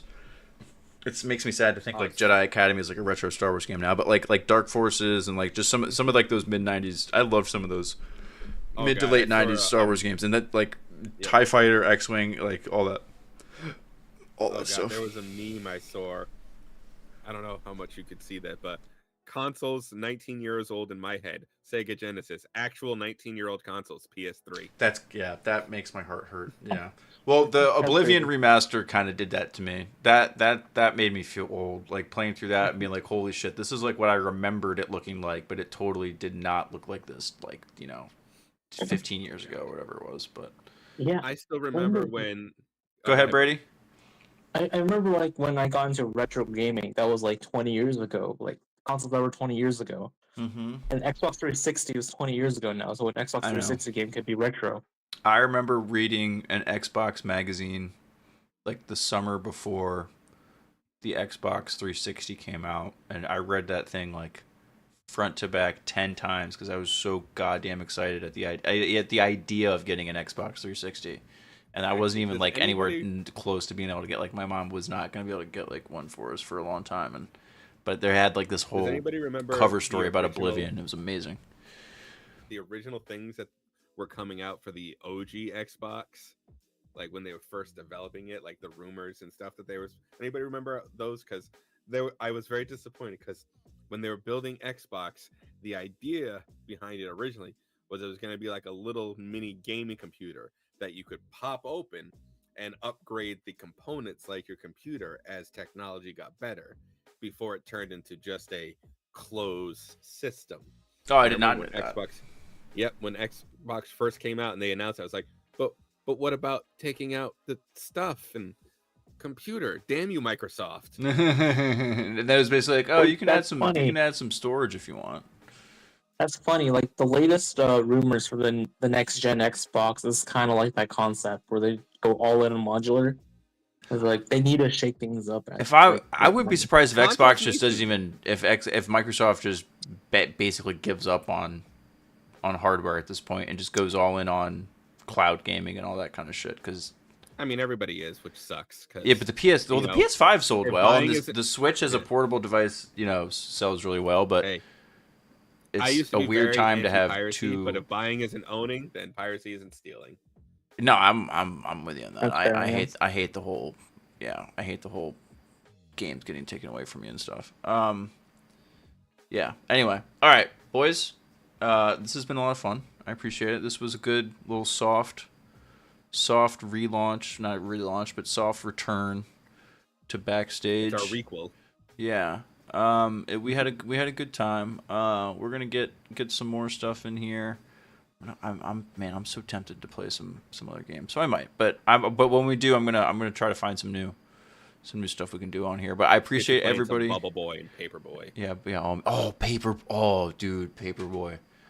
Oh, I used to play so much Paper. Oh, Bomberman too. Bomberman was another one. Anyway, Please tell me you know Paperboy, Brady. No, we're not doing. Paperboy, the fictional rapper from Atlanta. Yeah, from the Donald. I know what you're talking about. You're not wrong. He's not wrong. Listen, he's not wrong. That is true. Patty Boy says hold on, so I have to see what he has to say really quick, but I can't end on someone saying hold on. But no, Paperboy was another one of those classic. I think it was on Genesis and Nintendo. There was a few of them. It was NES. Well, I just remember the OG. Yeah. No, but I think they put it out one more. Hold on, can you buy memberships? No, not for. If you're talking about for the YouTube channel, no, we're still a lowly little. If you don't already, go buy a membership on Ken's page. And if you don't, if you're not, Patreon.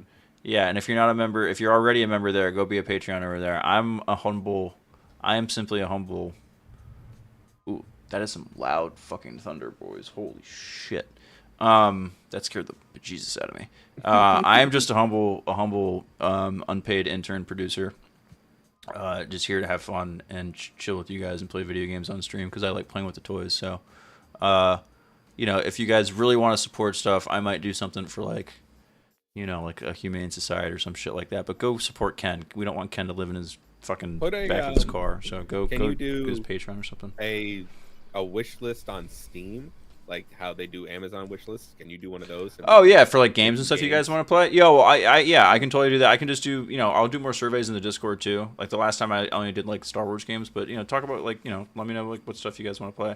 I'm just gonna like be, for me the gaming is more of just like, it's like a background noise thing. You know what I mean? It's instead of just seeing this in me the whole time, we have something else going on. It's just like more of a, because again, I envision this show as just you have me on your second screen while you guys are playing other games or chilling or just hanging out, folding laundry like McCarcel says. You know what I mean? Like sometimes I just want to sit here and play Battlefront late at night after everyone's gone to bed in my house and not feel so alone. So you guys help me with that. So it's nice and I appreciate that. So, but yeah, that's the idea. Anyway, thank you everybody. I appreciate you all being here. Thank you again for your time, Jared, Brady, Detective, Ethan called in, Kyle Harlow called in. We had all sorts of callers. If I missed your name, I'm sorry. If you have called in and you're watching, feel free. Come on, get in here. There's no stipulations. The link's up in the chat. I don't. Jared might. I don't. But yeah, I appreciate everyone who hung out with us live here. I appreciate everyone who watches on later on. Leave a comment if you would like, especially if you want to like see a certain game. Let me know, and like the video. Appreciate that. So thank you everybody, Yes, fellas. like, subscribe, all that stuff. Jared's got it. Thank you, fellas. I hope you have a fantastic rest of your evening, boys. You stay safe, guys. Thank you. So we're going to get out of here. It was a fun Saturday night. I'm not sure when the next stream will be.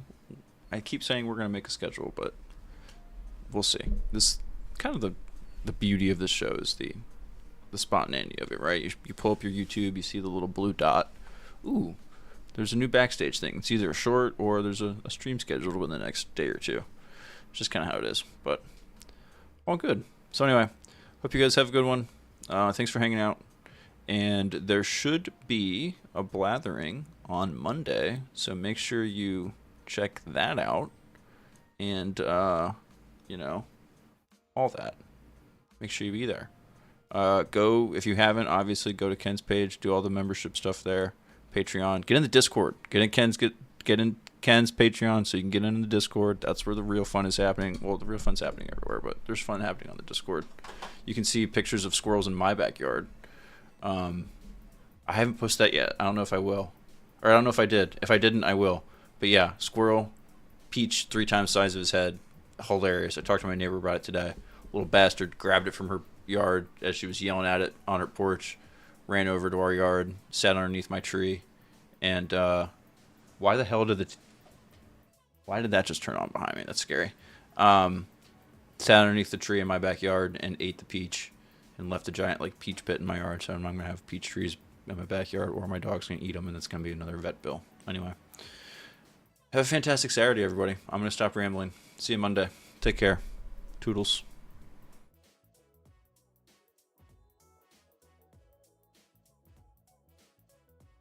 We'll figure this out. Getting out. Here we go. There it is.